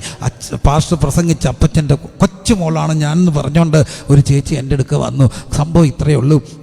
ഞങ്ങളുടെ വീട്ടിൽ നടന്ന യോഗങ്ങൾക്ക് അന്ന് സാക്ഷ്യം വഹിച്ചവരിൽ പലരും മരിച്ചുപോയി. ഒറ്റയാളെ ജീവനോടുള്ളൂ. അതെൻ്റെ ഒരു മൂത്ത കസിനാണ്, ജയമോൻ ചാൻ എന്ന് പറയും, അമേരിക്കയിലാണ്. ജയമോൻ ചാച്ചൻ അമേരിക്ക വെച്ച് എന്നോടൊരു സംഭവം പറഞ്ഞു. ആ സംഭവം ഭയങ്കര സംഭവമായിരുന്നു. ഒറ്റയ്ക്ക് ഒരു ഉദ്ദേശി അന്ന് എത്ര 1965 66 അവിടെ കണ്ടൊക്കെ നിന്ന് ഇരവേലിൽ അവിടെ എവിടെയോ പ്രസംഗിച്ചു. യേശുക്രിസ്തു വിശ്വസിച്ചാൽ നീ അത്ഭുതങ്ങളെ കാണും, നിങ്ങൾ ഭൂതങ്ങളെ പുറത്താക്കും, സർപ്പങ്ങളെ പിടിച്ചടക്കും എന്നൊക്കെ പറഞ്ഞ് അങ്ങ് തീപ്പൊരി പ്രസംഗം നടത്തി. തീപ്പൊരി പ്രസംഗം ഇങ്ങനെ അവിടെ ഇവിടെയും കവലയിൽ നിന്നൊക്കെ പ്രസംഗിച്ച് ഉച്ചയ്ക്ക് താൻ പോയി കിടന്ന് തൻ്റെ വീട്ടിലൊരു ഉച്ചമയക്കത്തെ അരിക്കുമ്പോൾ വലിയൊരു ബഹളം. ഒരു പടപ്പിള്ളേർ വന്നേക്കുന്നു, ഒരു പടപ്പിള്ളേർ. ആ പടപ്പിള്ളേർ എന്തിനാ വന്നെന്നറിയാമോ? ഉപദേശിയെ പൊക്കാൻ വേണ്ടി വന്ന. എൻ്റെ നാടേ കേൾക്കുക, ഉപദേശി അമ്മാരി പൊക്കി. അമ്മമാരെല്ലാം കൂടെ ഉപദേശിയെ പൊക്കി. ഷർട്ട് ഇടിപ്പിച്ചു വലിച്ചുകൊണ്ട് വരിക. എന്താ കാര്യം എന്നറിയാമോ? എരവേരിലൊരു മൈതാനത്ത് 2 മൂർഖം പാമ്പുകൾ തമ്മിൽ മാറാടുന്നു. മൂർഖം പാമ്പ് തമ്മിൽ മാറാടുന്നു. ഇച്ചിരി മുമ്പ് താനല്ലേ പ്രസംഗിച്ചത്, ഇവിടെ സർപ്പത്തെ എന്ത് ചെയ്യും? പിടിച്ചെടുക്കും. വിളിച്ചോണ്ട് കയ്യെ പിടിച്ച് വലിച്ചുകൊണ്ട് വരിക. ഇയാളെ എഴുന്നള്ളിച്ചുകൊണ്ട് വരുന്ന പുറകെ ഒരു സൈന്യം പിള്ളേർ കൂകി അലച്ച് ഗ്രൗണ്ടിൽ കയറ്റിയിട്ടിട്ട് പറഞ്ഞു, താൻ പ്രസംഗിച്ചെത്താണ്ട് പാമ്പ് മാറാടുന്നു, അടിക്കാൻ പറഞ്ഞു. എന്തോ ചെയ്യാനാ? ആ മനുഷ്യൻ പതുക്കെ മുണ്ടും മടക്കി കുത്തി ഒരു വടിയെടുത്തുകൊണ്ട് പാമ്പിൻ്റെ നേരെ ചെല്ലുകയും പാമ്പ് രണ്ടും കൂടെ തിരിഞ്ഞ് ഒരു പാമ്പ് ഒരു കാലേ കൂടെ മറ്റേ കാലേ കൂടെ വരിഞ്ഞ് മുറുകി കയറി മാറാടി. ആൾക്കാർ നോക്കി നിൽക്കുക. ഇത് നടന്ന സംഭവം. പുള്ളിക്കാരൻ അവിടെ നിന്നുണ്ട് ഒറ്റ പ്രാർത്ഥന, ഞാൻ നിൻ്റെ ദാസനെ നിപ്പവും തെളിയിച്ചേക്കണേ. ഈ 2 പാമ്പും താഴെ ഇറങ്ങി. ആ 2 പാമ്പിനെ ആ മനുഷ്യനെ അടിച്ചു വിടുന്നു. ഇത് അതിശക്തിയല്ല. ആ 2 പാമ്പ് വരിഞ്ഞ് മുറുക്കിയപ്പോൾ ഈ കാല് പാട് വന്ന് ചുറ്റി. ആ പാല് പൊട്ടി പാമ്പിൻ്റെ പടം പോലെ തൻ്റെ കാലേ പിന്നെ പാടുണ്ടായിരുന്നു. അത് മാറാൻ ദൈവത്തോട് പ്രാർത്ഥിച്ചപ്പം ദൈവം പറഞ്ഞു, അതവിടെ ഇരിക്കട്ടെ സാക്ഷ്യത്തിനെന്ന്. ബാക്കിയെല്ലാം സൗഖ്യമായി. അങ്ങനെ പുള്ളി പ്രസംഗിക്കുമ്പോൾ ഈ മുണ്ട് മാറ്റി പാട് കാണിക്കും. അങ്ങനെ പേര് കിട്ടി പാമ്പനുപദേശി. അപ്പോൾ ഈ മോളെൻ്റെ അടുക്ക് വന്ന് പറഞ്ഞു, ഞാൻ ആ പാമ്പനുപദേശിയുടെ കൊച്ചുമോളാണ്. പക്ഷെ പാമ്പനുപദേശി ഗ്രൗണ്ടിൽ ഒറ്റയ്ക്ക് നിന്നപ്പോൾ ചുറ്റും പിള്ളേർ നിന്നപ്പം കൂകി അലച്ചപ്പം ആ പാമ്പ് തന്നെ ഇറങ്ങി താഴെ കിടന്ന ഒരു ദൈവമുണ്ട്. അന്ന് രക്ഷിക്കപ്പെട്ടത് 30ഓളം പിള്ളേരാണ്. അവർ ആ ഗ്രൗണ്ടിൽ മുട്ടുമടക്കി, അവർ സ്നാനപ്പെട്ടു. അങ്ങനെ ഒരു സഭ ഉടലെടുത്തു. പാമ്പനുപദേശിയുടെ ദൈവം ഇന്നും ഉണ്ട്. ഒറ്റയ്ക്ക് നിൽക്കുന്നവർക്ക് വേണ്ടി ഇറങ്ങി വരുന്ന കർമ്മയിലെ ദൈവമുണ്ട്. നമ്മൾ ഒറ്റയ്ക്കായിരിക്കാം, നമ്മൾ ദരിദ്രരായിരിക്കാം, പക്ഷെ നമ്മൾ ദരിദ്രരല്ല, നമ്മൾ ക്രിസ്തുവിൽ സമ്പന്നരാ. നമുക്ക് വേണ്ടി സ്വർഗത്തിൻ്റെ ദൂത സഞ്ചയങ്ങളുണ്ട്. കർമ്മേൻ്റെ ഏലിയാവിൻ്റെ ദൈവം ഇന്നും എൻ്റെ ദൈവമാണെന്ന് വിശ്വസിക്കുന്നവരെല്ലാം ദൈവത്തെ ഒന്ന് സ്തുതിച്ചേ. ഏലിയാവിൻ്റെ ദൈവം എൻ്റെ ദൈവമാണ്. നമ്മളിവിടെ പൊളിറ്റിക്കലി പൂവറായിരിക്കാം, പക്ഷേ പൊളിറ്റിക്കലി പൂവറാണെങ്കിലും നമുക്ക് വേണ്ടി പ്രവർത്തിക്കുന്ന സ്വർഗത്തിൻ്റെ ദൈവമുണ്ട്. നാം സ്വർഗീയ ഗവൺമെൻറ്റിൻ്റെ വിശ്വാസികളാണ്, അവിടുത്തെ പൗരന്മാരാണ്. നമ്മുടെ പൗരത്വം സ്വർഗത്തിലാണ്. നമുക്ക് വേണ്ടി കാര്യം നിർവഹിക്കുന്ന ഒരു ദൈവമുണ്ടെന്ന് വിശ്വസിക്കുന്നവരെല്ലാം ഇരു കരങ്ങൾ ഉയർത്തി ദൈവത്തെ ഒന്ന് സ്തുതിച്ച് പ്രാർത്ഥിച്ച് ഹല്ലേലൂയ. എന്തുമാട്ടെ, കർമ്മയിലിറങ്ങിയ ദൈവം 1960-കളിൽ പാമ്പനുപദേശിക്ക് വേണ്ടി പ്രവർത്തിച്ച ദൈവം ഇന്നും നമ്മുടെ ദൈവം. ഹല്ലേലൂയ. പൊളിറ്റിക്കലി പൂവറാണ്, അവിടെ ദൈവം സമ്പന്നാക്കുന്ന ദൈവം. വേഗത്തിൽ അവസാനിപ്പിക്കട്ടെ. അതുകൊണ്ടാണ് മത്തായി സുവിശേഷം 5-ാം അധ്യായത്തിൽ പറയുന്നു, ആത്മാവിൽ ദരിദ്രരായവർ ഭാഗ്യവാന്മാർ, എന്തെന്നാൽ സ്വർഗരാജ്യം നിങ്ങൾക്കുള്ളത്. എന്താണ് ആത്മാവിൻ്റെ ദാരിദ്ര്യം? ആത്മാവിൻ്റെ ദരിദ്രൻ്റെ പ്രത്യേകത, ദരിദ്രൻ എന്നും യാചിക്കും. ഒരു ദരിദ്രൻ ഇന്ന് അവരില്ല. ഇന്ന് അവർ പരിധിവരെ ഇന്ന് ഹൈടെക് ദരിദ്രരാണ് ഉള്ളത്, അല്ലെങ്കിൽ യാചകരാണ് ഉള്ളത്. കാറിലും ഇനോവയിലും ഒക്കെ വന്ന് പിരിവെടുത്ത് എത്രയോ പേരാണെന്നറിയാം. കാറിലൊക്കെ വന്നിറങ്ങിയ 50 രൂപ കൊടുക്കാനൊക്കെ അവർ വലിയ റെൻ്റക്കാരൊക്കെ പിടിച്ചാണ് പിരിവിന് വരുന്നത്. അപ്പം നമ്മൾ ഞെട്ടിപ്പോവും. മറ്റേ അങ്ങനെ അല്ലാത്തൊരു കാലമുണ്ട്. ആ 2 കണ്ണും കാണാത്ത 2 കാതും കേൾക്കാത്ത ഈ പാവത്തിന് വല്ലതും തരണേ അമ്മ അച്ഛ, അതിന്ന് കുറവാ. അപ്പം ദരിദ്രൻ അവരെന്ത് ചെയ്യും? അമ്മ വിശക്കണമെന്ന് പറയും. വിശക്കെന്ന് പറയുമ്പോൾ നമ്മൾ എന്തെങ്കിലും കൊടുക്കും. ദരിദ്രൻ്റെ പ്രത്യേകത, അവൻ്റെ കയ്യിലൊന്നും ഇല്ല. ഇന്ന് കഴിക്കണമെങ്കിൽ കൈ നീട്ടണം, ഇന്ന് കാപ്പി കുടിക്കണമെങ്കിൽ കൈ നീട്ടണം. ഇതാണ് ദരിദ്രൻ. ഞാൻ വല്ലാതെ ഭീതിയോട് ഓർക്കുന്ന ഒരു കാര്യമുണ്ട്. ഒരു 10 വർഷം, അത് ഭയത്തോടെ പറയുക, ഒരു 10 വർഷം മുമ്പ് 15 വർഷം മുമ്പൊക്കെ ഈ ഫ്ലെക്സുകളിലൊക്കെ നിറഞ്ഞൊന്ന് കത്തി നിന്ന പലരും ഇന്നുണ്ടോ? ഇല്ല. അവരെയൊക്കെ തപ്പിയാൽ പോലും കാണുന്നില്ല. എനിക്കും പേടിയായി ഫ്ലെക്സ് എല്ലാം കാണുമ്പോൾ. എൻ്റെ ഫോട്ടോ എവിടെ ഇവിടെയും കിടപ്പുണ്ട്. ഇത് കാണുമ്പോൾ സത്യത്തിൽ എനിക്ക് പേടിയാണ്. ഫ്ലെക്സിലെല്ലാം ഫോട്ടോയാണ്. അപ്പോൾ ഒരു വചനം പേടിയോടെ ഓർമ്മ വരും. മരത്തിന്മേൽ തൂങ്ങുന്നവനെല്ലാം ആരാ? ശപിക്കപ്പെട്ടതിന് ദൈവമേ ഫ്ലെക്സിലെല്ലാം ഫോട്ടോയോ എല്ലായിടത്തും ഇത് പേടിയാ. ഓടിയ പലരും ഇന്നില്ല. സത്യമാണ്, ഒറ്റ കാര്യമാണ് ഉള്ളത്. അവരങ്ങ് സമ്പന്നരായപ്പം തീർന്നുപോയി. എന്നാൽ ദരിദ്രൻ എന്നും രാവിലെ മുട്ട ഇന്നിട്ട് പറയും, അപ്പാ കൃപയുണ്ടെങ്കിലേ ഓടാനൊക്കത്തുള്ളൂ. ഇന്നലെ ഓടിയത് കൊണ്ട് ഇന്ന് ഓടാനൊക്കത്തില്ല. ഇന്നിൻ്റെ കൃപ വേണമെന്ന് പറയുന്നവർ 50 വർഷം 60 വർഷമൊക്കെ കർത്താവിൻ്റെ വേല ചെയ്ത് നിത്യതയും പറഞ്ഞ് തമ്പിച്ചാൻ ഉൾപ്പെടെ എത്രയോ പേർ ഓടി തീർത്ത ഒരു മാരത്തൺ ഉണ്ട്. പക്ഷേ ഒരു 100 മീറ്റർ ഓടി കിതച്ചെവിടെയോ നിന്ന് പോയവരുടെ ആ അസ്ഥികൂടങ്ങൾ കാണുമ്പോൾ കർത്താവ് വരുന്നിടം വരെ, എൻ്റെ മരണം വരെ എനിക്കൊരു ആത്മാവിൻ്റെ ദാരിദ്ര്യത്തോടെ എന്നുമുള്ള കൃപ ചോദിച്ച് മുമ്പോട്ട് പോകണമെന്ന് ആഗ്രഹിക്കുന്നവർ കരമുയർത്തി പറ, ഞാൻ സമ്പന്നനല്ല കർത്താവേ, എനിക്ക് അങ്ങയുടെ കൃപ തരണമേ. എന്നിലും ശക്തർ, എന്നിലും വീരർ വീണ് തകർന്ന ഈ പോർക്കളം ഞാൻ വീരപുമാനങ്ങളിൽ വീണവരിൽ കർത്താവേ എനിക്ക് കൃപ തരണമെന്ന് ഒരു നിമിഷം പ്രാർത്ഥിച്ച്, കർത്താവേ ഞാൻ ശക്തനല്ല. മണി ഒന്ന് ഫ്രീ ആക്കി തന്നെ. കർത്താവേ ഞാൻ ശക്തനല്ല, എനിക്ക് അങ്ങയുടെ കൃപ കിട്ടിയെങ്കിലേ നിൽക്കാനായിട്ട് ഒക്കത്തുള്ളെന്നുള്ള ആ ഒരു കൃപയോടെ, ആ ഒരു ശക്തിയോടെ ദൈവസന്നിധിയിൽ ഒന്ന് പ്രാർത്ഥിക്കുവാനായിട്ട് നമ്മെ തന്നെ ഒന്ന് സമർപ്പിച്ചാട്ട്. 1 ബൗദ്ധികമായ ദാരിദ്ര്യമാണ്, 2 ആത്മീകമായ ദാരിദ്ര്യമാണ്. ആത്മാവിൽ ദരിദ്രരായവർ ഭാഗ്യവാന്മാർ, എന്തെന്നാൽ സ്വർഗരാജ്യം അവർക്കുള്ളത്. ഹല്ലേലൂയ. ആത്മാവിൽ ദരിദ്രരായവർ ഭാഗ്യവാന്മാർ. എനിക്ക് ഒരു വലിയ ലോങ് റൺ ഓടാനുണ്ട്. ഇവിടെ കർത്താവ് വരുന്നിടം വരെ ഈ വിശ്വാസ ജീവിതം തളരാതെ പതറാതെ ഓടാനുള്ള കൃപ എനിക്ക് കിട്ടണമെങ്കിൽ, നമുക്ക് കിട്ടണമെങ്കിൽ ഒറ്റ കാര്യം, എന്നും രാവിലെ എഴുന്നേറ്റിട്ട് മുട്ട നിന്ന് കൈമലർത്തി പറയണം, കർത്താവെ ഇന്നലെ മിന്നിയ ഉന്നത ശ്രേഷ്ഠന്മാർ അന്യരാണ് ഇന്നീ മണ്ണിൽ, എന്നാലോ സാധു ഞാൻ സന്നിധി നിന്നത് പൊന്നെ ശിവ കൃപയാ. അതുകൊണ്ട് ആ ബോധ്യമുള്ളവരൊക്കെ രാവിലെ പാടി. എന്താ, ഇന്നലെ ഭൂമി പാർത്തിരുന്ന എത്ര പേർ ലോകം വിട്ടുപോയി. കൊടുങ്കാറ്റുണ്ടി വനദേശത്ത് പ്രിയനെ എന്നെ വിടല്ലേ, കൊതിയോടെ ഞാൻ വരുന്നേ, എൻ്റെ സങ്കടം അങ്ങ് തീർക്കണേ. ഈ കൺവെൻഷനിൽ എളിയദാസിൻ്റെ ആ പ്രസംഗത്തിൻ്റെ സമാപന നിമിഷങ്ങളിൽ പറയട്ടെ, those who are spiritually poor, blessed are those who spiritually poor. ആത്മാവിൽ ദരിദ്രരായവർ ഭാഗ്യവാന്മാരാ. എനിക്ക് കർത്താവെ സ്വന്തം ശക്തി കൊണ്ട് ഓടാനൊക്കത്തില്ല, അവിടുത്തെ കൃപ എനിക്ക് ഈ രാത്രി തരണേ. പെട്ടെന്നോടി ഇന്താ വന്നു ദേ പോയെന്ന് പറയുന്ന പോലെ ഒരു ആവേശത്തിൽ പോയ ഒത്തിരി പേരെ കാണുമ്പോൾ നിന്ന് കത്താൻ ആഗ്രഹമുള്ളവരെല്ലാം ദൈവത്തോട് പ്രാർത്ഥിച്ച്, ദൈവമേ നിലനിർത്തണമേ. പെട്ടെന്ന് പോകുന്നവരായിട്ടല്ല, ഇങ്ങനെ മാനത്ത് മിന്നുമറിയുന്ന നക്ഷത്രങ്ങളായിട്ടല്ല, എന്നിട്ട് പിന്നെ കത്തിക്കരിഞ്ഞു പോയ തമോ ഗർത്തങ്ങളായിട്ടല്ല. കർത്താവ് വരുന്നിടം വരെ ഈ ഓട്ടം ഓടാനുള്ള കൃപ തരണമേ. എന്നിലും ഭക്തർ, എന്നിലും ശക്തർ വീണ് തകർന്ന ഒരു പോർക്കള കാണുന്നു ഞാൻ. വീരപുമാൻകളിൽ വീണവരിൽ യാഹേ നീ എൻ്റെ ദൈവമാ, എനിക്ക് ആ കൃപ കിട്ടണമെന്ന് പ്രാർത്ഥിക്കുന്നവരെല്ലാം ദൈവസന്നിധിയിൽ ഒന്ന് കരമുയർത്തി പ്രാർത്ഥിച്ച്, കർത്താവേ ഹല്ലേലൂയ. ഇന്നലെ ഭൂമി പാർത്തിരുന്ന എത്രയോ പേർ ലോകം വിട്ടുപോയി, എന്നാലോ സാധു ഞാൻ സന്നിധി നിന്നത് പൊന്നേശുവേ കൃപയാ.